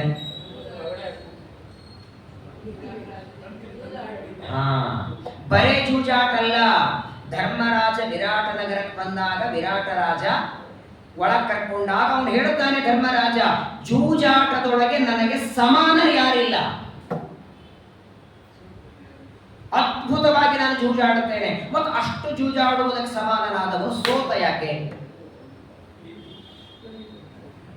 ಅಕಸ್ಮಾತ್ತಾಗಿ ಜೂಜಾಟದಲ್ಲಿ ಸೋಲೋ ಪ್ರಸಂಗವೇ ಬರಲಿಲ್ಲ ಅಂದ್ರೆ ದ್ರೌಪದಿಯನ್ನ ಪಣಕ್ಕಿಡೋ ಪ್ರಸಂಗ ಬರ್ತಿರ್ಲಿಲ್ಲ, ವನವಾಸಕ್ಕೆ ಹೋಗೋ ಪ್ರಸಂಗ ಬರ್ತಿರ್ಲಿಲ್ಲ ಅವರಿಗೆ. ಮನೆಯಿಂದ ಹೊರಗೆ ಬಂದ್ರೆ ಬಹಳ ಬುದ್ಧಿವಂತ ನಮ್ಮ ಮಗ, ಮನೆಗೆ ಹೋದ್ರೆ ಅವನ ಹೆಸರು ನೆನಪಾಗಲ್ಲ ಅಂದ್ರೆ. ಇದು ನೋಡಿ, ಇದರ ಹಿನ್ನೆಲೆಯಲ್ಲಿ ನಾವು ಭಗವಂತನ ಸಂಕಲ್ಪ ನಿಜವಾಗಿಯೂ ದೇವರ ಏನೇನು ಆಟ ಆಡಿಸ್ತಾನೆ ದೇವತೆಗಳಿಂದ, ಇದರಿಂದ ಜಗತ್ತಿಗೆ ತೋರಿಸಿದ. ಪ್ರಾಣಭಕ್ತರಾದ ಪಾಂಡವರಿಗೂ ಕಷ್ಟ ತಪ್ಪಲಿಲ್ಲ, ದುಃಖ ತಪ್ಪಲಿಲ್ಲ. ಬಿಡಿ, ಅವರು ದುಃಖದಲ್ಲಿದ್ದರೂ ಅದು ಭಗವಂತನ ಸೇವೆ, ಪರಮಾತ್ಮನ ಅನುಗ್ರಹ ಅಂತ ನೆನೆಸ್ಕೊಂಡ್ರು. ಹೇಳುವ ತಾತ್ಪರ್ಯ, ನಮ್ಮ ನಮ್ಮ ಪ್ರಾಚೀನ ಕರ್ಮಗಳಿಗೆ ತಕ್ಕಂತೆ ದೇವರೇನಾದರೂ ದುಃಖ ಕೊಟ್ರೆ ಅದನ್ನ ಭೋಗ ಮಾಡುವ ಶಕ್ತಿ ಕೊಡು ಅನ್ನಬೇಕೆ ಹೊರತು ದುಃಖ ಕೊಡಬೇಡ ಅನ್ನಬಾರದು ದೇವರಿಗೆ. ಬಹಳ ಸುಂದರವಾಗಿ ನಿರೂಪಣೆ ಮಾಡ್ತಾರೆ. ಎಲ್ಲ ವಾಸ್ತವಿಕವಾಗಿ ಆ ಜೂಜಾಟ ಆಡಿ ಸಂಪತ್ತು ಕಸ್ಕೊಳ್ಳುವ ಬುದ್ಧಿ ಯಾಕೆ ಬಂತು ಗೊತ್ತಾ? ಮೊದಲು ಯಾಕಂದ್ರೆ 18 ದಿವಸದ ಯುದ್ಧದಲ್ಲಿ, ಮಹಾಭಾರತ ಯುದ್ಧದಲ್ಲಿ ಒಂದು ಮಾತು ಬರ್ತದೆ. 17ನೇ ದಿವಸ ಯುದ್ಧ ಮಾಡುವಾಗ ಅಶ್ವತ್ಥಾಮರು ದುರ್ಯೋಧನಿಗೆ ಒಂದು ಮಾತು ಹೇಳ್ತಾರೆ. ಅಶ್ವತ್ಥಾಮರಂತಾರೆ, ನೋಡು ದುರ್ಯೋಧನ, ಭೀಮಸೇನ ದೇವರ ಶಕ್ತಿ ಹಿಂದೊಂದ್ಸಲ ನೋಡಿದ್ದೀನಿ. ಯಾವಾಗ ಹೇಳಿ? ಯುದ್ಧ ನಡೆದಾಗಲೇನೆ ಭೀಮಸೇನ ದೇವರು ರಥದಲ್ಲಿ ಕೂತ್ಕೊಂಡು 2 ಕೈಯಿಂದ ಗದೆಗಳನ್ನು ಬೀಸ್ತಿದ್ರಂತೆ. ರಥ, ಸಾರಥಿ, ಧ್ವಜ ಕಿತ್ಕೊಂಡು ಹೋಗ್ತಿದ್ವಿ ಎಲ್ಲರೂ. ಭಾರಿ ಪರಾಕ್ರಮ. ಭೀಮನ ಪರಾಕ್ರಮ ನೋಡಿದ್ದಿ, ಅರ್ಜುನನ ಪರಾಕ್ರಮ ನೋಡಿದ್ದಿ. ಇವತ್ತಿಗೆ ಯುದ್ಧ ಸಾಕು ಮಾಡು ಅಂದ್ರೆ ಎಷ್ಟೇ ದಿವಸ ಇದು? ನಾಳೆ ಒಂದೇ ದಿವಸ ಇತ್ತಲ್ಲ, ನಾಳೆ ಒಂದೇ ಇರೋದೇ 17 ದಿವಸದ ಯುದ್ಧ. 17ನೇ ದಿವಸ ಅಂತಾರೆ ಅಶ್ವತ್ಥಾಮರು, ಈಗಲೂ ಕಾಲ ಮಿಂಚಿಲ್ಲ, ಪಾಂಡವರಿಗೆ ಹೋಗಿ ಅವ್ರ ಜೊತೆ ಮಾತಾಡ್ಕೊಂಡು ಸಂಧಿ ಮಾಡಕೋ, ಏನ್ ಬೇಡ್ತಾರೆ ಕೊಟ್ಟು ಬಿಡು, ಏನೊಂದು 500 ಬೇಡ್ತಾರಲ್ಲ ಕೊಟ್ಟು ಬಿಡು, ಜೊತೆಯಾಗಿರೋಣ, ಯುದ್ಧ ಬೇಡ ಅಂತ ಅಶ್ವತ್ಥಾಮರಂದ್ರೆ ದುರ್ಯೋಧನಂದ. ಯಾಕೆ ಸ್ವಾಮಿ, ಭೀಮನನ್ನು ನೋಡಿ ಭಯ ಆಯ್ತಾ ನಿಮಗೆ? ಹೇ ಅಂದ್ರೆ ಅಶ್ವತ್ಥಾಮರು, ನಾನು ಭಯದಿಂದ ಈ ಮಾತು ಹೇಳ್ತೀನಿ ಅನ್ಕೋಬೇಡ. ಭೀಮಸೇನನ ಭಯ ಯಾಕಂತ ಕೇಳಿ, ಪಾಂಡವರ ಭಯ ಇಲ್ವೇ ಇಲ್ಲ ಅಶ್ವತ್ಥಾಮರಿಗೆ. ಯಾಕೆ ಹೇಳಿ? ಅಷ್ಟೇ. ಎಂದಿಗಾದರೂ ನಾನು ಸಾಯೋಂಗಿಲ್ಲ ಅಂತ ಅವ್ರಿಗೆ ಗ್ಯಾರಂಟಿ ಇದೆ. ಚಿರಂಜೀವಿಗಳವರು, ಪಾಂಡವರಿಂದ ನನಗೆ ಮರಣ ಅಂತ ಭಯವೇ ಇಲ್ಲ. ಭಯದಿಂದ ನಾನು ಈ ಮಾತು ಹೇಳಿಲ್ಲ ದುರ್ಯೋಧನ, ನಿನ್ನ ಹಿತಕ್ಕಾಗಿ ನಾನು ಹೇಳ್ತಿದ್ದೇನೆ.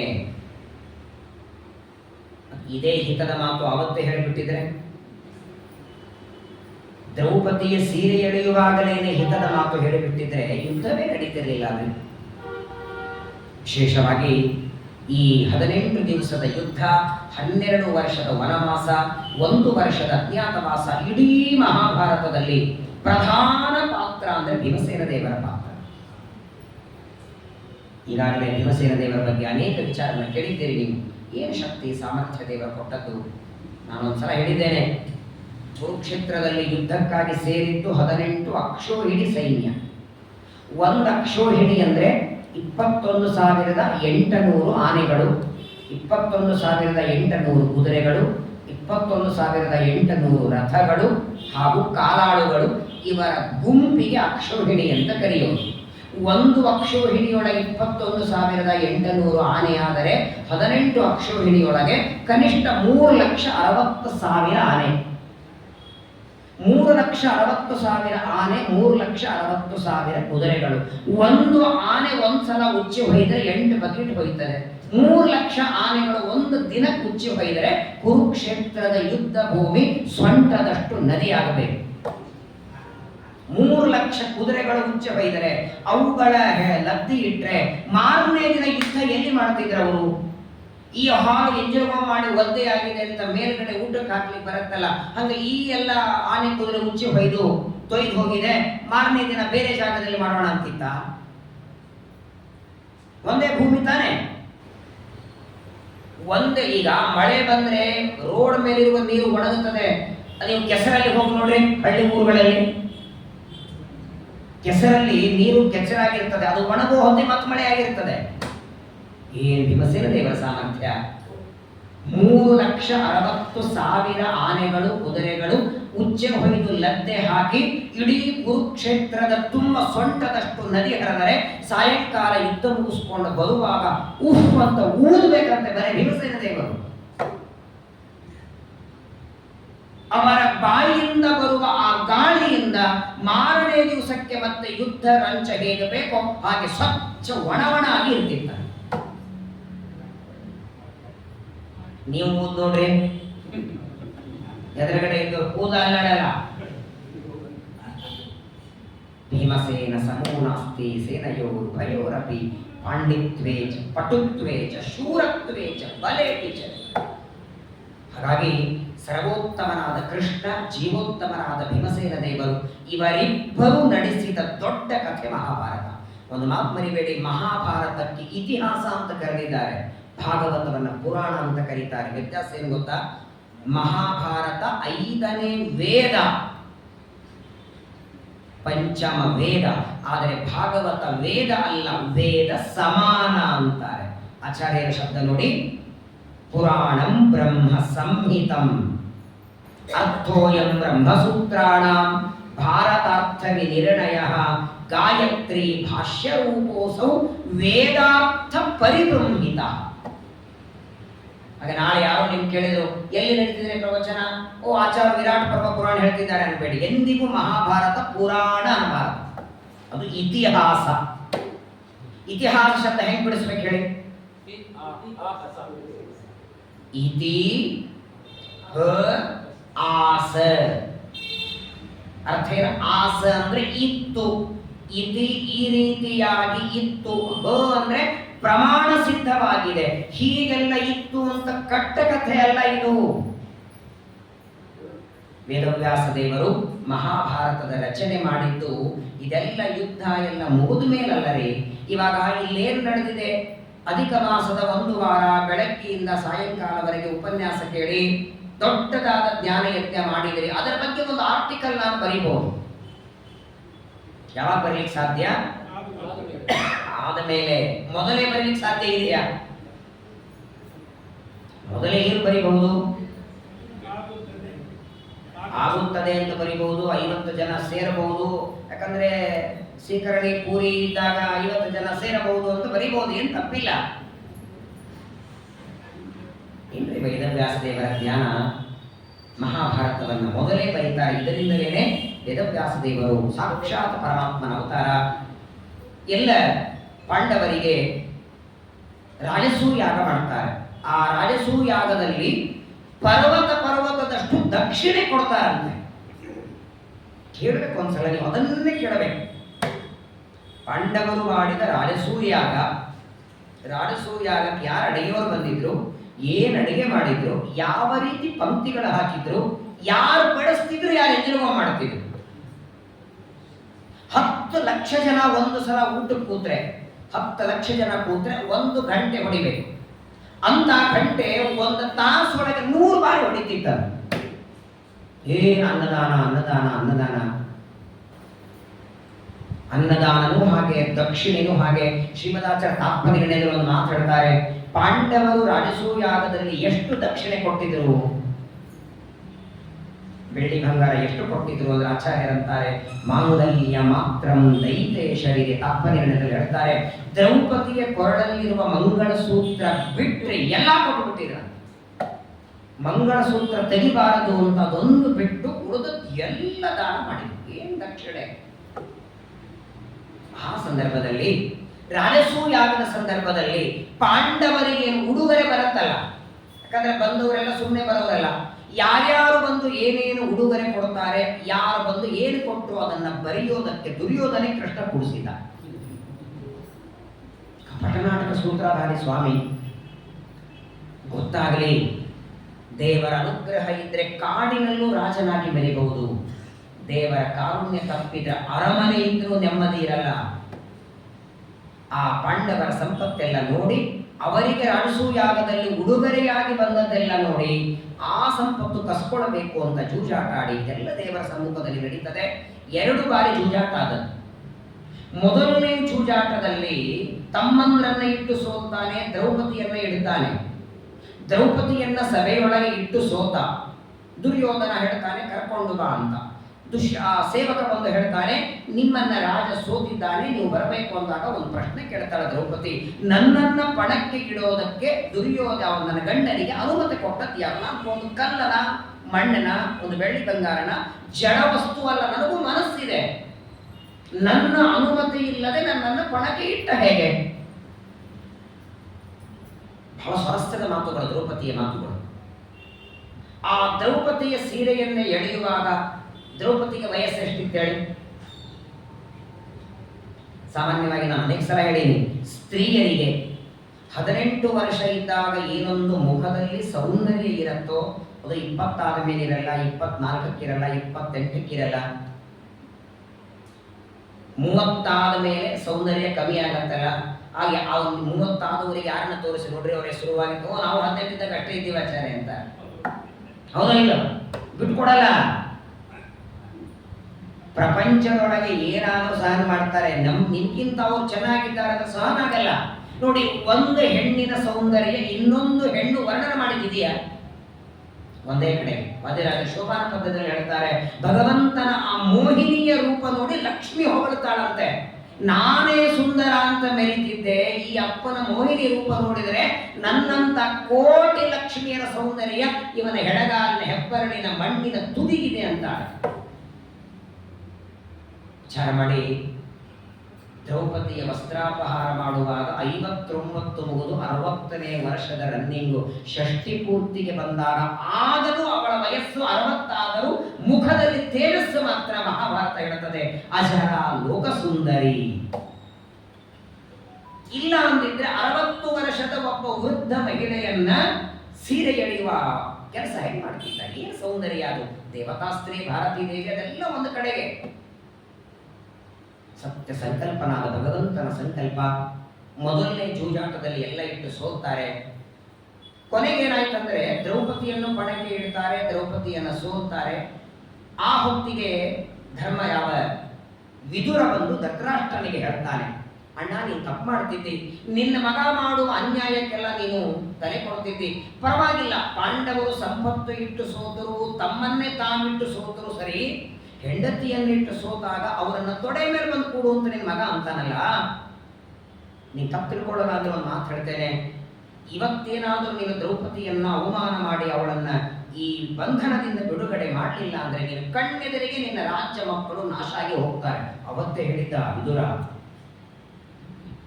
ತಕ್ಷಣದಲ್ಲಿ ವಿದುರನ ಮಾತು ಕೇಳಿ, ಬೇಡ ಬೇಡಪ್ಪ, ಆಗೋದು ಬೇಡ, ಈಗ ಏನ್ ಮಾಡ್ಲಿ, ನೋಡು ದ್ರೌಪದಿ ಏನಂತ ಕೇಳು ಅಂತ. ದ್ರೌಪದಿ ಕೇಳ್ತಾನೆ, ಅವಳನ್ನು ಮೊದಲನೇದ್ದು ನನ್ನ 5 ಜನ ಗಂಡಂದ್ರನ್ನ ದಾಸ ಅಂತ ನೀವು ಅನ್ಕೊಂಡಿದ್ದಾನೆ, ಅದರಿಂದ ಬಿಡುಗಡೆ ಮಾಡ್ಲಿ.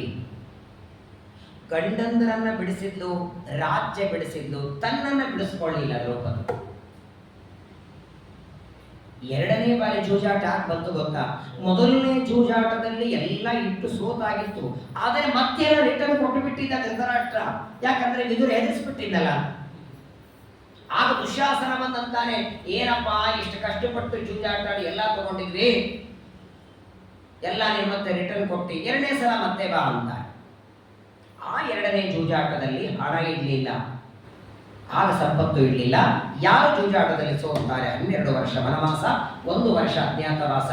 1 ವರ್ಷದ ಅಜ್ಞಾತವಾಸದಲ್ಲಿ ಅಕಸ್ಮಾತ್ ಸಿಕ್ಕಾಕೊಂಡ್ರೆ ಮತ್ತೆ 12 ವರ್ಷ ವನವಾಸ ಅಂತ ಒಪ್ಪಿಗೆಯಾಗಿ 2ನೇ ಸಲ ಜೂಜಾಟ ಆಡ್ತಾರೆ. ಆ 2ನೇ ಸಲ ಗೆಲ್ಲಬಹುದಾಗಿತ್ತು ಪಾಂಡವರು. ನಾನು ಯಾವಾಗಲೂ ಹೇಳ್ತೇನೆ ನೋಡಿ, ನಾನೊಂದು ಕೆಲಸ ಮಾಡಬೇಕಾದ್ರೆ ನಮಗೆ ಫೋರ್ಸ್ ಮಾಡೋರಿದ್ದಾರೆ, ಇದನ್ನು ಮಾಡು ಅಂತಿದ್ದಾರೆ. ಪರಮಾತ್ಮನಿಗೆ, ವಾಯುದೇವರಿಗೆ ಅವರ ಇಚ್ಛೆಯಂತೆ ಮಾಡುತ್ತಾರೆ. ಇಡೀ ರಾಮಾಯಣ ತೆಗೆದು ನೋಡಿ, ಇವತ್ತೆಲ್ಲರಿಗೆ ಅದೇನು ತಪ್ಪು ಕಲ್ಪನೆ ಇದೆ.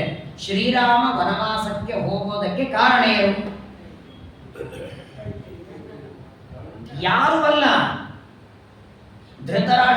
ದಶರಥನೂ ಅಲ್ಲ, ಕೈಕೇಯಿನೂ ಅಲ್ಲ, ಕೌಸಲ್ಯನೂ ಅಲ್ಲ. ಅವರು ರಾಮಾವತಾರದಲ್ಲಿ ವನವಾಸಕ್ಕೆ ಹೋಗೋದು ಯುಗಗಳ ಹಿಂದೆ ಡಿಸೈಡ್ ಮಾಡಿಟ್ಟಿದ್ದ. ಅವನು ಯಾವ ಅವತಾರದಲ್ಲಿ ಏನು ಕೆಲಸ ದೇವರು ಮಾಡಬೇಕು ಅದು ಯುಗ ಯುಗಗಳ ಹಿಂದೆ ನಿರ್ಧಾರ ಆಗತ್ತೆ, ಬದಲಾವಣೆ ಆಗಲ್ಲ. 8:30 ಪ್ರವಚನ ಮುಗಿಸಿ ಮನೆಗೆ ಹೋದ್ಮೇಲೆ ಅವಲಕ್ಕಿ ತಿನ್ನೋದು, ಉಪ್ಪಿಟ್ಟು ತಿನ್ನೋದು ಅರ್ಧ ಗಂಟೆ ಮೊದಲು ನಾವು ಡಿಸೈಡ್ ಮಾಡ್ತೀವಿ. ಯಾವ ಅವತಾರದಲ್ಲಿ ಎಷ್ಟು ಮದುವೆ ಏನು ಎಲ್ಲ ಡಿಸೈಡ್ ಆಗಿರುತ್ತೆ. ನಿಶ್ಚಿತ. ಅದಕ್ಕೆ ಅವನಿಗೆ ಸತ್ಯ ಸಂಕಲ್ಪ ಅನ್ನೋದು. ತನ್ನ ಇಚ್ಛೆಯಿಂದ ವನಕ್ಕೆ ಹೋದದ್ದು. ಹಾಗೆ ಪಾಂಡವರು ವನವಾಸ ದುರ್ಯೋಧನಾದಿಗಳೆಲ್ಲ ಕಳಿಸ್ಲಿ, ಆದ್ರೆ ಬಂದದ್ದು ತಮ್ಮ ಇಚ್ಛೆ ಇಲ್ಲ. ಹೆಂಗಿದೆ ನೋಡಿ, ಪಾಂಡವರು ವನವಾಸಕ್ಕೆ ಹೋಗುವುದಕ್ಕೆ ಕಾರಣ ಯಾರಾದರೂ ದುರ್ಯೋಧನ. ರಾಮ ವನವಾಸಕ್ಕೆ ಹೋಗೋದಕ್ಕೆ ಕಾರಣ ಯಾರಾದರೂ ದುರ್ಯೋಧನ ಹೆಂಡತಿ. ಅಂದ್ರೆ ಗಂಡ ಹೆಂಡತಿ ಇವೇ ಕೆಲಸ ಮಾಡ್ತಾರೆ ಅಂತ ಆಯ್ತು. ಏನ್ ಕೆಲಸ? ಯಾಕಂದ್ರೆ ರಾಮ ವನವಾಸಕ್ಕೆ ಹೋಗ್ಲಿಕ್ಕೆ ಸೀತಾ ಕೈಕೇಯಿ ವರ ಬೇಡಿದ್ದು. ಕೈಕೇಯಿಗೆ 2 ವರ ಬೇಡು ಅಂತ ಹೇಳಿದ್ದು ಯಾರು? ಮಂಥರೆ. ಮಂಥರೆ ಯಾರ ಅವತಾರ? ಕಲಿ ಹೆಂಡತಿ ಅವಳು ಅಲಕ್ಷ್ಮಿ. ಪೂರ್ವಂ ಕ್ಷೀರಾಪ್ತಿ ಜಾತ ಕಥಮಪಿ ತಪಸೈವ ಅಪ್ಸರಸ್ತ್ವಂ ಪ್ರಯಾತ ತಾಂ ನೇತುಂ ತಪ್ತಮುಂಧಂ ಕಮಲ ಜಲಿರುವಾಚ ಅಶುರಾಮಾಭಿಷೇಕಂ. 5ನೇ ಅಧ್ಯಾಯದಲ್ಲಿ ಆಚಾರ್ಯ ತಾತ್ಪರ್ಯದಲ್ಲಿ ಹೇಳ್ತಾರೆ, ಸಮುದ್ರದಿಂದ ಮಥನಾದಾಗ ಇಬ್ಬರು ಬಂದರಂತೆ. ಲಕ್ಷ್ಮಿನೂ 1000 ದಳದ ಕಮಲದಲ್ಲಿ ಬರ್ತಾಳೆ, ಅಲಕ್ಷ್ಮಿನೂ ಬರ್ತಾಳೆ. ಕಲಿಯ ಹೆಂಡತಿ ಮೂಲಕ ರಾಮವನಕ್ಕೆ ಹೋದರೆ ಗಂಡನಾದ ದುರ್ಯೋಧನನ ಮೂಲಕ ಪಾಂಡವರೆಲ್ಲ ಬರ್ತಾರೆ. ವನವಾಸ ತುಂಬಾ ಚೆನ್ನಾಗಿದೆ.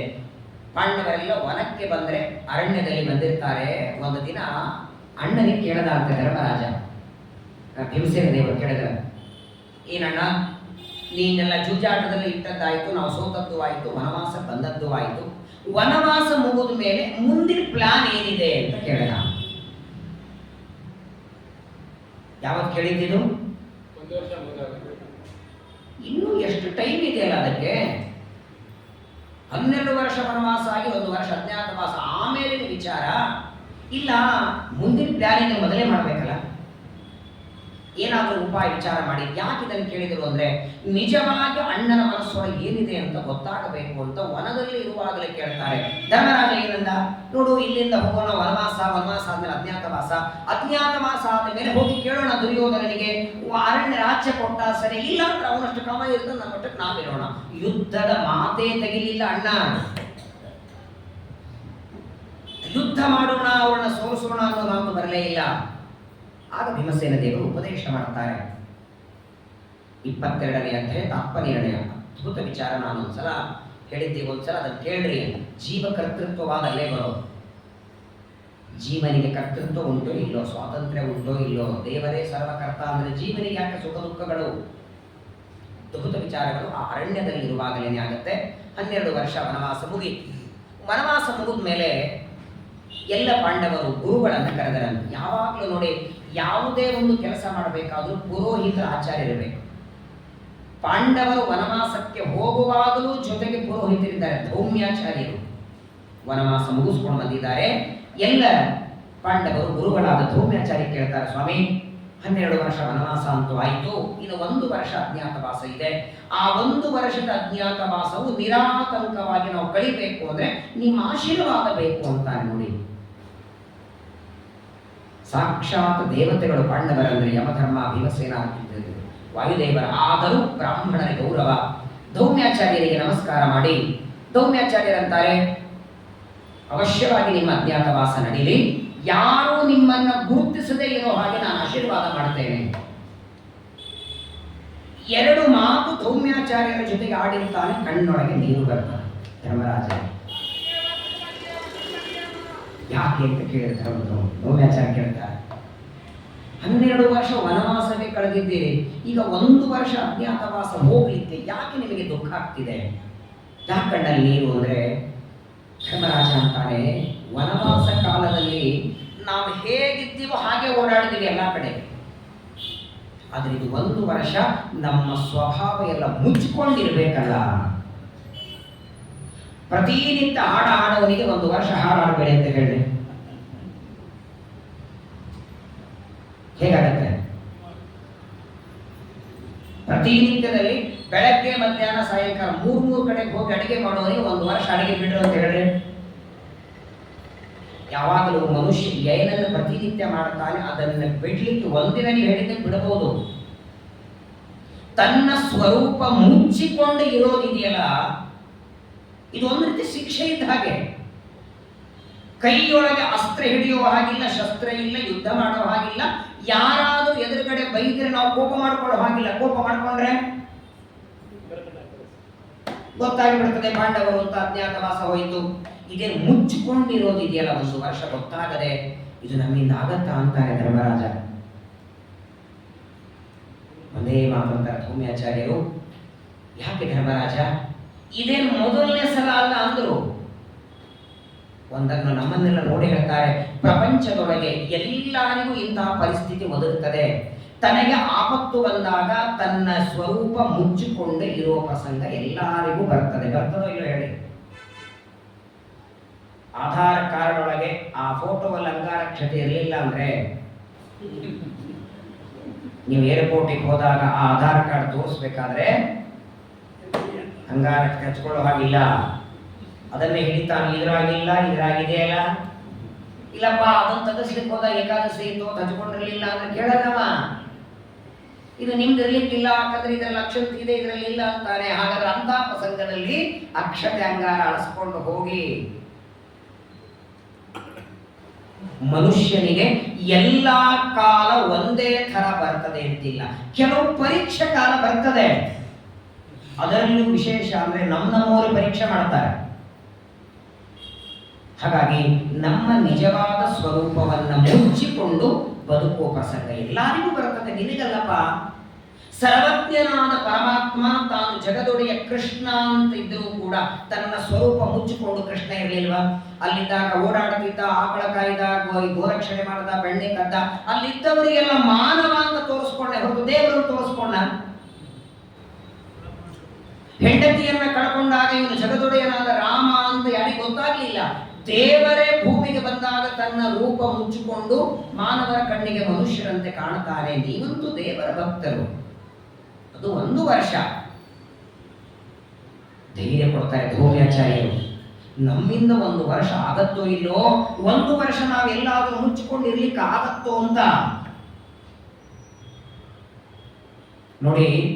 ಕೆಲವು ಬಾರಿ ಈ ತರಹದ ಪ್ರಸಂಗಗಳು ನಮ್ಮ ಜೀವನದಲ್ಲಿ ಬಹಳ ಒದಗಿ ಬರ್ತವೆ. ಅನಿವಾರ್ಯವಾಗಿ ಎಲ್ಲಾನು ಬಿಡು ಅಂತ ಹೇಳ್ತಿಲ್ಲ. ಈಗ ನೋಡಿ, ಮಠಕ್ಕೆ ಪ್ರವಚನಕ್ಕೆ ಬರಬೇಕಾದಾಗ ಲುಂಗಿ ಧೋತ್ರ ಉಟ್ಕೊಂಡು ಬರ್ತೀರಿ. ಎಲ್ಲೋ ಪ್ಯಾಂಟ್ ಹಾಕೋ ಪ್ರಸಂಗನೇ ಇದ್ರೆ, ಯಾವುದೋ ದೊಡ್ಡ ಕಾರ್ಯಕ್ರಮಕ್ಕೆ ಹೋಗ್ಬೇಕು ಅಥವಾ ಎಲ್ಲೋ ಮೀಟಿಂಗ್ಗೆ ಹೋಗ್ಬೇಕು, ನಿಮ್ಮ ಆಫೀಸ್ ಕೆಲಸಕ್ಕೆ ಹೋಗ್ಬೇಕು, ಪ್ಯಾಂಟ್ ಹಾಕೊಳ್ತಿರೋ ಇಲ್ಲೋ? ಹಾಗಾದ್ರೆ ನೀನು ದಿವಸ ಪ್ಯಾಂಟ್ ಹಾಕೊಂಡು ಆಫೀಸ್ಗೆ ಹೋಗಿ ಪ್ರವಚನ ಬರಬೇಡಿ ಅಲ್ಲಿ ಬರತ್ತಾ?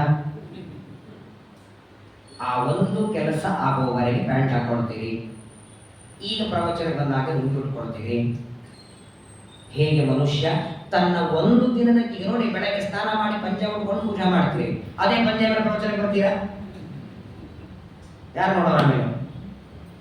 ಹಾಗಾದ್ರೆ ಪಂಚ ಪೂಜೆ ಆಗುವವರೆಗೆ, ಮಡಿ ಊಟ ಮಡಿ ಇರೋವರೆಗೆ, ದಾಬಡಿ ಆ ಕೆಲಸಕ್ಕೆ, ಹಾಗಾದ್ರೆ ಒಂದೊಂದು ವೇಷ ಒಂದೊಂದು ಕೆಲಸ ಆಗುವವರೆಗೆ. ಹಾಗೆ ಈಗ ನಿಮಗೂ ಕೂಡ 1 ವರ್ಷ ಅಜ್ಞಾತವಾಸದಲ್ಲಿ ಇರಬೇಕಾಗಿದೆ. ಹಾಗಾಗಿ ನೀವು ಯಾರೂ ಚಿಂತೆ ಮಾಡಬೇಡಿ, ನಾವು ಇರ್ತೀವೋ ಇಲ್ಲೋ ಅಂತ ಭಯ ಪಡಬೇಡಿ, ನಿಶ್ಚಿತವಾಗಿ ಆಗತ್ತೆ. ಅಜ್ಞಾತವಾಸಕ್ಕಾಗಿ ವಿಚಾರವನ್ನ ಮಾಡಿ ಅಂತ ಧೌಮ್ಯಾಚಾರ್ಯರು ಎಲ್ಲರಿಗೆ ಮೊದಲು ಆಸ್ವಾದನೆಯನ್ನು ಕೊಡ್ತಾರೆ. ಪಾಂಡವರೆಲ್ಲ ಗುರುಗಳಿಗೆ ನಮಸ್ಕಾರ ಮಾಡಿದರು. ಸರಿ, ಧೌಮ್ಯಾಚಾರ್ಯರ ಮಾತಿನಿಂದ 1 ವರ್ಷ ಅಜ್ಞಾತವಾಸ ಆಯಿತು. ಎಲ್ಲಿರೋದು? ಬಹಳ ದೊಡ್ಡ ಜವಾಬ್ದಾರಿ ಅದು. ಯಾವಾಗಲೂ ನೋಡಿ, ಒಂದು ಕಾರ್ಯಕ್ರಮ ಯಶಸ್ವಿಯಾಗಬೇಕಾದ್ರೆ ಏನು ಬೇಕು? ಮೊದಲು ಯಾವುದೇ ಕಾರ್ಯಕ್ರಮ ಮಾಡಬೇಕಾದ್ರೆ, ಯಶಸ್ವಿಯಾಗಬೇಕಾದ್ರೆ ಅದು ಎಲ್ಲಿ ಮಾಡುತ್ತೇವೆ ಅನ್ನೋ ಜಾಗ ಬಹಳ ಮುಖ್ಯ. ಇವಾಗ ಈ ಹಾಲ್ಗಳೆಲ್ಲ ಬಾಡಿಗೆ ಕೊಡ್ತಾರೆ ನೋಡಿ, ದೊಡ್ಡ ದೊಡ್ಡ ಹಾಲ್ಗಳು. ಎದಕ್ಕೆ ಕೊಡ್ತಾರೆ? ಮದುವೆ ಮುಂಚೆ ಕೊಡ್ತಾರೆ. ಯಾರೋ ಒಂದು ದೊಡ್ಡ ಹಾಲ್ ಇದೆ ನೋಡಿ, ನಾವು ಗಂಡ ಹೆಂಡತಿ ಮನೆಯಲ್ಲಿ ಜಗಳ ಆಡಬೇಕು, ನಮ್ಮ ಮನೆ ಚಿಕ್ಕದಿದೆ, 1-2 ದಿನ ಜಗಳ ಆಗ್ತೀವಿ, ನಿಮ್ಮ ಹಾಲ್ ಬಾಡಿಗೆ ಕೊಡಿ ಎಂದು ಕೊಡ್ತಾರ? 2 ದಿನ ಜಗಳ ಆಡ್ತೀವಿ ನಾವು, ಕೊಡ್ತಾರೆ ಹೇಳಿ? 10,000 ಇಲ್ಲ, 20,000 ಲಕ್ಷ ಕೊಟ್ಟರು ಕೊಡಲ್ಲ. ಕುರುಕ್ಷೇತ್ರ ಯುದ್ಧ ನಡೆಯುವಾಗ ವಾಸ್ತವಿಕವಾಗಿ ಯುದ್ಧದ ಡಿಸೈಡ್ ಆಗಿದ್ದು ಕುರುಕ್ಷೇತ್ರದಲ್ಲಿ ಇರಲಿಲ್ಲ. ಮೊದಲು ಯುದ್ಧ ಮಾಡೋದು ಅಂತ ಡಿಸೈಡ್ ಆದ ಮೇಲೆ ಎಲ್ಲಿ ಮಾಡೋದು ಅಂತ ಪ್ರಶ್ನೆ ಬಂತು ಮೀಟಿಂಗ್ ಒಳಗೆ. ಒಬ್ಬೊಬ್ಬರು ಒಂದೊಂದು ಹೇಳಿದರು. ಈಗ ಹೆಂಗೆ 120 ಜನ ಆದ್ರೆ ಮಾತು ಸಂಘದಲ್ಲೇ ಮಾಡಿ ಅಡಿಗೆ, ಅಕಸ್ಮಾತ್ 200-300 ಜನ ಆದ್ರೆ ದೊಡ್ಡ ಮಟ್ಟಕ್ಕೆಲ್ಲ ಹೋಗೋಣ. ಹಾಗೆ ಎಲ್ಲಿ ಮಾಡೋದು ಅಂದಾಗ ಒಂದು 28 ದೇಶ ಹೇಳಿದರು. ನೋಡ್ರಿ, ಇಷ್ಟೆಲ್ಲ ದೇಶ ಇದೆ, ಕೇಳ್ಕೊಂಡು ಬನ್ನಿ ಅಂತ ಹೋದರಂತೆ. ಒಂದು 4 ಜನ ಕೌರವರ ಕಡೆಯಿಂದ ಪಾಂಡವರ ಕಡೆಯಿಂದ ಹೋದರು. ನಮಗೆ ಒಂದು 18 ದಿವಸಕ್ಕೆ ನಿಮ್ಮ ಜಾಗ ಬಾಡಿಗೆ ಬೇಕು, ಸ್ಕ್ವೇರ್ ಫೀಟ್ ಲೆಕ್ಕದ ಮೇಲೆ ಕೊಡಿ. ಅವಶ್ಯ ಕೊಡ್ತೀವಿ. ಕೆಲಸ ಏನು? ಯುದ್ಧ ಮಾಡ್ತೀವಿ. ಯಾರು ಕೊಡ್ತಾರೆ? 18 ದಿನ ಹೊಡೆದಾಡ್ತೀವಿ, ರಕ್ತಪಾತ ಆಗುತ್ತೆ, ನೀವು ಜಾಗ ಬಾಡಿಗೆ ಕೊಡ್ತೀನಿ, ಯಾರು ರೆಡಿ ಇದ್ದಾರೆ?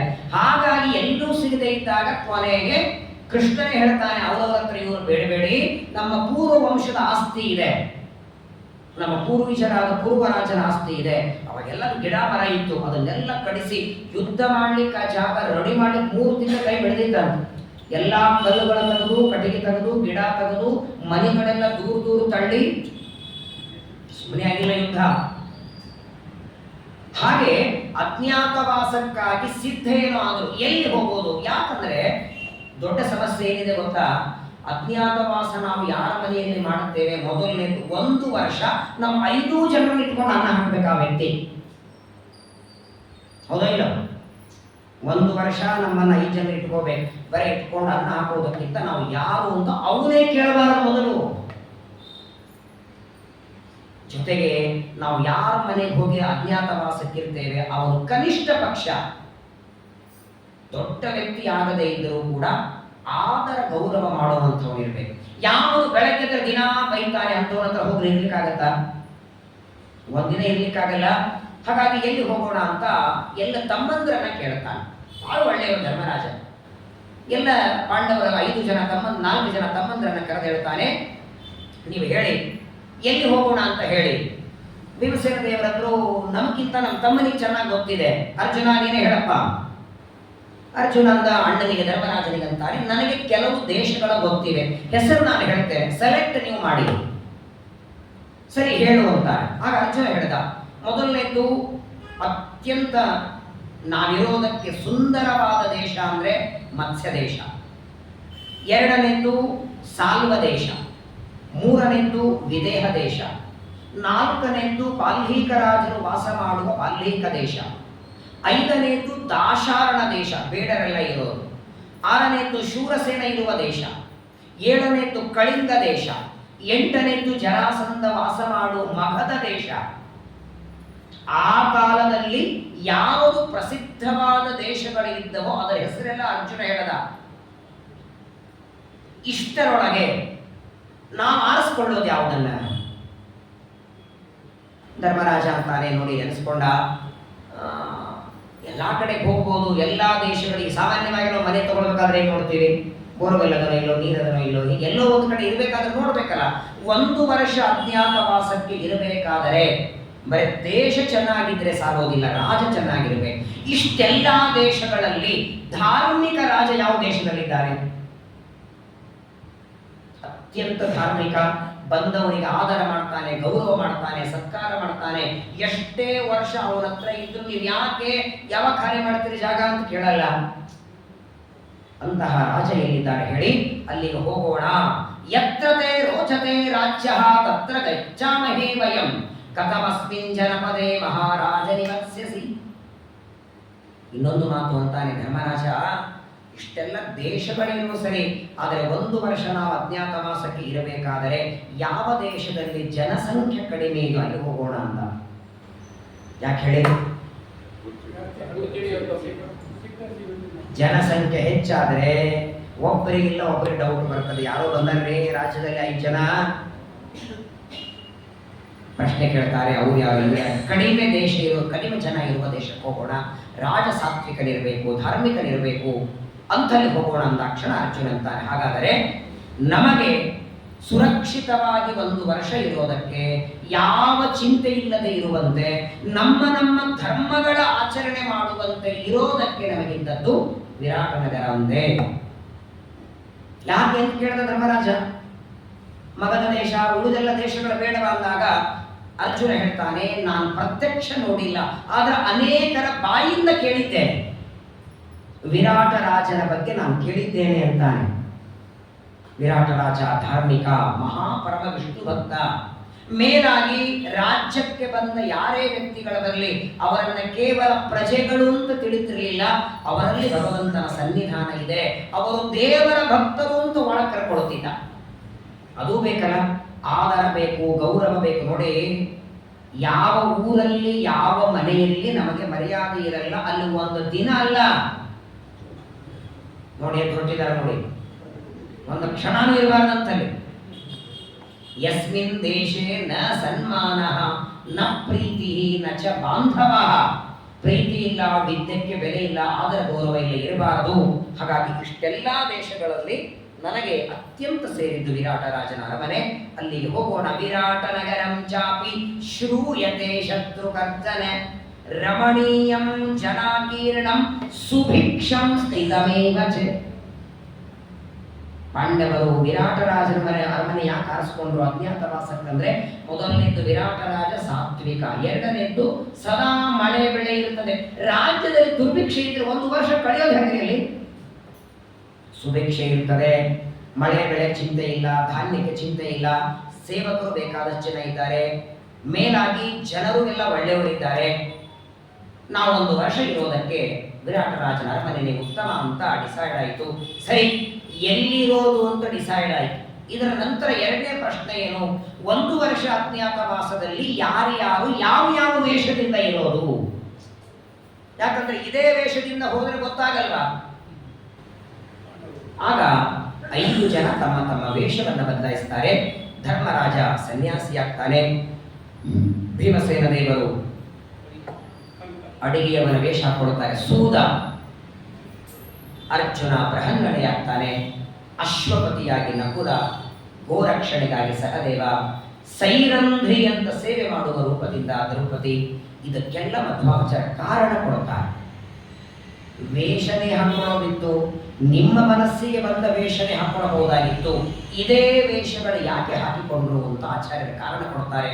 ಅದರಲ್ಲಿ ನೋಡಿ, ಧರ್ಮರಾಜ ಯಾಕೆ ಸನ್ಯಾಸಿಯಾದ ಅನ್ನೋದಕ್ಕೆ ಕಾರಣ ಆಚಾರ್ಯ ಕೊಡ್ತಾರೆ. ಆದರೆ ಭೀಮ ಅಡಿಗೆಯವನು ಯಾಕಾದ? ಭೀಮಸೇನ ದೇವರು ಏನೇ ಮಾಡಬೇಕಾದ್ರೂ ಎಷ್ಟು ಆಲೋಚನೆ ಮಾಡುತ್ತಾರೆ. ಈಗಾಗಲೇ ಭೀಮಸೇನ ದೇವರ ಬಗ್ಗೆ ಕೇಳಿದ್ದೀರಿ. ಯಾಕೆ ಅವರು ಅಡಿಗೆಯವರಾದದ್ದು? ಬೇರೆ ಅಡಿಗೆಯವರು ಯಾರು ಅಡಿಗೆ ಮಾಡಿದ್ದು ಊಟ ಮಾಡ್ತಾರೆ ಇಲ್ವಾ? ಅಡಿಗೆಯವರ ವೇಷದಲ್ಲಿ ಬರೋದಕ್ಕೆ 2 ಕಾರಣ ಕೊಡುತ್ತಾರೆ. ಮಧ್ವಾಚಾರ್ಯ ತಾತ್ಪರ್ಯದಲ್ಲಿ ಹೇಳ್ತಾರೆ. ಮೊಟ್ಟ ಮೊದಲನೇ ಕಾರಣ, ಎಂಥ ಪ್ರಸಂಗ ಬಂದು ಇನ್ನೊಬ್ಬರಿಂದ ಅನ್ನ ತಿನ್ನಬಾರದಂತೆ, ಕ್ಷತ್ರಿಯರು ಮೊದಲು ತಿನ್ನಬಾರದಂತೆ. ನೋಡಿ, ನಾವು ಮಾಡಿದ ಪುಣ್ಯ ಜರ್ರ ಅಂತ ಇಳಿದು ಹೋಗೋದಕ್ಕೆ ಮೊದಲನೇ ಮಾರ್ಗ ಅಂದ್ರೆ, ನೀವು ಯಾರ ಮನೆ ಊಟಕ್ಕೆ ಹೋಗ್ತಾರೆ ನೋಡಿ, ಊಟ ಹಾಕಿದ ವ್ಯಕ್ತಿಗೆ ನಿಮ್ಮೆಲ್ಲ ಜಪ ಪೂಜೆ ಪಾರಾಯಣ ಮಾಡಿದ ಪುಣ್ಯ. ಹಾಗಾಗಿ 90% ಯಾವ ಆಚಾರ ಊಟಕ್ಕೆ ಹೋಗಲ್ಲ ಕೆಳಗೆ. ಯೋನ ಪುಣ್ಯ ಹೋಗುತ್ತೆ. ಕೆಲವರು ಯಾರು ಬರ್ತಾರೋ ನಮ್ಮ ಹತ್ರ ಇಲ್ಲ, ಹೋಗ್ತದೆ ಇಲ್ಲಿಂದ. ಆಚಾರ ಚೆನ್ನಾಗಿ ಕಾರಣ ಕೊಡ್ತಾರೆ. ಮೊದಲನೇದ್ದು ಪುಣ್ಯ ಹೋಗುತ್ತೆ. ಎರಡನೇ ಕಾರಣ ಕೊಡ್ತಾರೆ, ಭೀಮಸೇನ ದೇವರ ಅಡಿಗೆಯವರ ವೇಷ ಹಾಕೊಳ್ಳೋದಕ್ಕೆ. ಅಕಸ್ಮಾತ್ತಾಗಿ ನಾನು ಅಡಿಗೆ ಮಾಡಿ ಬಡಿಸದೇ ಇದ್ರೆ ನನ್ನ 4 ಜನ ತಮ್ಮಂದರಿಗೆ ಈ ಅಡಿಗೆಯವರ ಅಡಿಗೆ ತಿಂದು ತಲೆ ಕೆಟ್ಟು ಹೋಗುತ್ತೆ, ಅವರಿಗೆ ಅಜ್ಞಾನ ಸೇರ್ಕೊಳ್ತದೆ, ವಿಷ್ಣು ಭಕ್ತಿ ದೂರ ಆಗುತ್ತೆ, ಅದಕ್ಕೆ ನಾನೇ ಅಡಿಗೆ ಮಾಡಿ ಬಡಿಸ್ತೀನಿ ಅಂತ ಆಚಾರ್ಯರ ಕಾರಣ ಕೊಡ್ತಾರೆ. ತುಂಬಾ ಚೆನ್ನಾಗಿದೆ. ಆದಷ್ಟು ಈ ಒಂದು ವಾರ ಮುಗಿಯೋದ್ರೊಳಗೆ ಸಮಗ್ರವಾದ ವಿರಾಟ ಪರ್ವ ಕೇಳಲಿಕ್ಕೆ ಒಂದು ವಾರ ಸಾಲೋದಿಲ್ಲ. ಮಹಾಭಾರತನೇ ಮೊದಲು ಅದ್ಭುತ, ಅದರಲ್ಲೂ ವಿರಾಟ ಪರ್ವದ ಅನೇಕ ವಿಚಾರಗಳಿವೆ. ಶ್ರೀಮದ್ ಆಚಾರ್ಯರು ತಪ್ಪನೇರದಲ್ಲಿ ತೋರಿಸಿದ ಹಾಗೆ ವಿರಾಟ ಪರ್ವದ ಶ್ರವಣ. ಕೊನೆಗೆ ಆ ಉತ್ತರಾದೇವಿಗೂ ಅಭಿಮನ್ಯುವಿಗೂ ಮದುವೆ. ಎಷ್ಟು ನೋಡಿ, ನಿಮ್ಮ ಸೌಭಾಗ್ಯ. ತಂದೆಯಾದ ಪರೀಕ್ಷಿತನಿಂದ ಭಾಗವತ ಜಗತ್ತಿಗೆ ಸಿಕ್ಕರೆ, ಅದೇ ಪರೀಕ್ಷಿತನ ಮಗನಾದ ಜನಮೇಜಯ ರಾಜರಿಂದ ಮಹಾಭಾರತ ಸಿಕ್ಕಿತು. ತಂದೆ ಮಕ್ಕಳ ಉಪಕಾರ ನಮ್ಮ ತಲೆ ಮೇಲಿದೆ. ಆ ಜನಮೇಜಯನಿಗೆ ವೈಶಂಪಾಯನರು, ಪಾಂಡವರು ಯಾವ ರೀತಿ ವಿರಾಟ ನಗರಕ್ಕೆ ಬಂದರು, ಯಾವ ರೀತಿ ಅಲ್ಲಿ ತಾವು ಒಳಗೆ ಸೇರಿಕೊಂಡ್ರು, ಹೇಗೆ ಅಜ್ಞಾತವಾಸ ನಡೀತು ಅನ್ನೋ ವಿಚಾರವನ್ನು ತಿಳಿಸ್ತಾರೆ. ನಾಳೆಗೆ ಸರಿಯಾಗಿ 6:30 ನೋಡಿ. ಒಂದು ಸಂಕಲ್ಪ, ಮನೆಯಿಂದ ಹೊರಟಿ ಅದೇನಾಗುತ್ತಂದ್ರೆ, ಮನೆಯಿಂದ ಬರುವಾಗ ಮಳೆ ಇದ್ರೆ ಜಾಕೆಟ್ ತರೋದು, ರೈನ್ ಕೋಟ್ ತರೋದು ನೆನಪಿರುತ್ತೆ. ಒಂದು ಗಾಡಿಯಲ್ಲೇ ಇಡಬೇಕು, ಇನ್ನೂ ಮಳೆಗಾಲ ಶುರುವಾಗಿಲ್ಲ ಅಂತ. ಮನೆಯಿಂದ ಹೊರಟು ಒಂದು ಅರ್ಧ ಕಿಲೋಮೀಟರ್ ಬಂದು ಜೋರಾಗಿ ಮಳೆ. ಆ ಮಳೆ ಹೆಂಗಂದ್ರೆ ಮನೆಗೆ ಹೋಗುವಂಗೂ ಇಲ್ಲ, ಸಂಘಕ್ಕೆ ಬರುವಂಗೂ ಇಲ್ಲ. ಹಂಗಾಗಿ ಒಂದು ಕಡೆಗೆ ನಿಂತುಕೊಂಡು ಮತ್ತೆ ಬಂದದ್ದಾಯಿತು. ಆಗ ನಾಳೆಗೆ ಸರಿಯಾಗಿ 6:30ರಿಂದ 7:00ವರೆಗೆ ವಿಶೇಷವಾಗಿ ಮಧ್ವಾಚಾರ್ಯರ ದೃಷ್ಟಿಯೊಳಗೆ ತಾತ್ಪರ್ಯವನ್ನು ಇಟ್ಟುಕೊಂಡು ವಿರಾಟ ಪರ್ವದ ಶ್ರವಣವನ್ನು ಮಾಡೋಣ. ಕೇವಲ ಮಳೆಗಾಗಿ ಮಾತ್ರವಲ್ಲ, ಈ ವಿರಾಟ ಪರ್ವದ ಶ್ರವಣ ದೇವರಲ್ಲಿ ಭಕ್ತಿ ಬರಲಿ, ಉತ್ತಮವಾದ ಆಯುಷ್ಯ ಆರೋಗ್ಯ ಬರಲಿ, ಪ್ರಧಾನವಾಗಿ ನಮ್ಮ ನಂತರ ನಮ್ಮ ಮಕ್ಕಳು ಧರ್ಮಾಚರಣೆ ಮಾಡೋ ಬುದ್ಧಿ ನಮ್ಮ ಮಕ್ಕಳಿಗೆ ಬರಲಿ. ನಮ್ಮವರೆಗೆ ಕೊನೆಯಾಗೋದು ಬೇಡ. ಪಾಠ ಪ್ರವಚನ ಪೂಜೆ ಶ್ರಾದ್ದ ಪಕ್ಷ ನಮ್ಮವರೆಗೆ ನಿಂದಿರೋದು ಬೇಡ. ಇದು ಸನಾತನ ಪರಂಪರೆಯಿಂದ ಮುಂದುವರಿಬೇಕು, ನಮ್ಮ ಮಕ್ಕಳಿಗೂ ಆ ಬುದ್ಧಿ ಬರಲಿ ಅನ್ನುವ ಸಂಕಲ್ಪವನ್ನು ಮಾಡಿ ವಿರಾಟ ಪರ್ವದ ಶ್ರವಣವನ್ನು ಮತ್ತೆ ನಾಳೆಯಿಂದ ಮಾಡೋಣ. ಭಾರತೀಯ ರಮಣ ಮುಖ್ಯ ಪ್ರಾಣಾಂತರ್ಗತ ಶ್ರೀ ಕೃಷ್ಣ ಹರೇ ನಮೋ ಹರೇ ನಮೋ ಹರೇ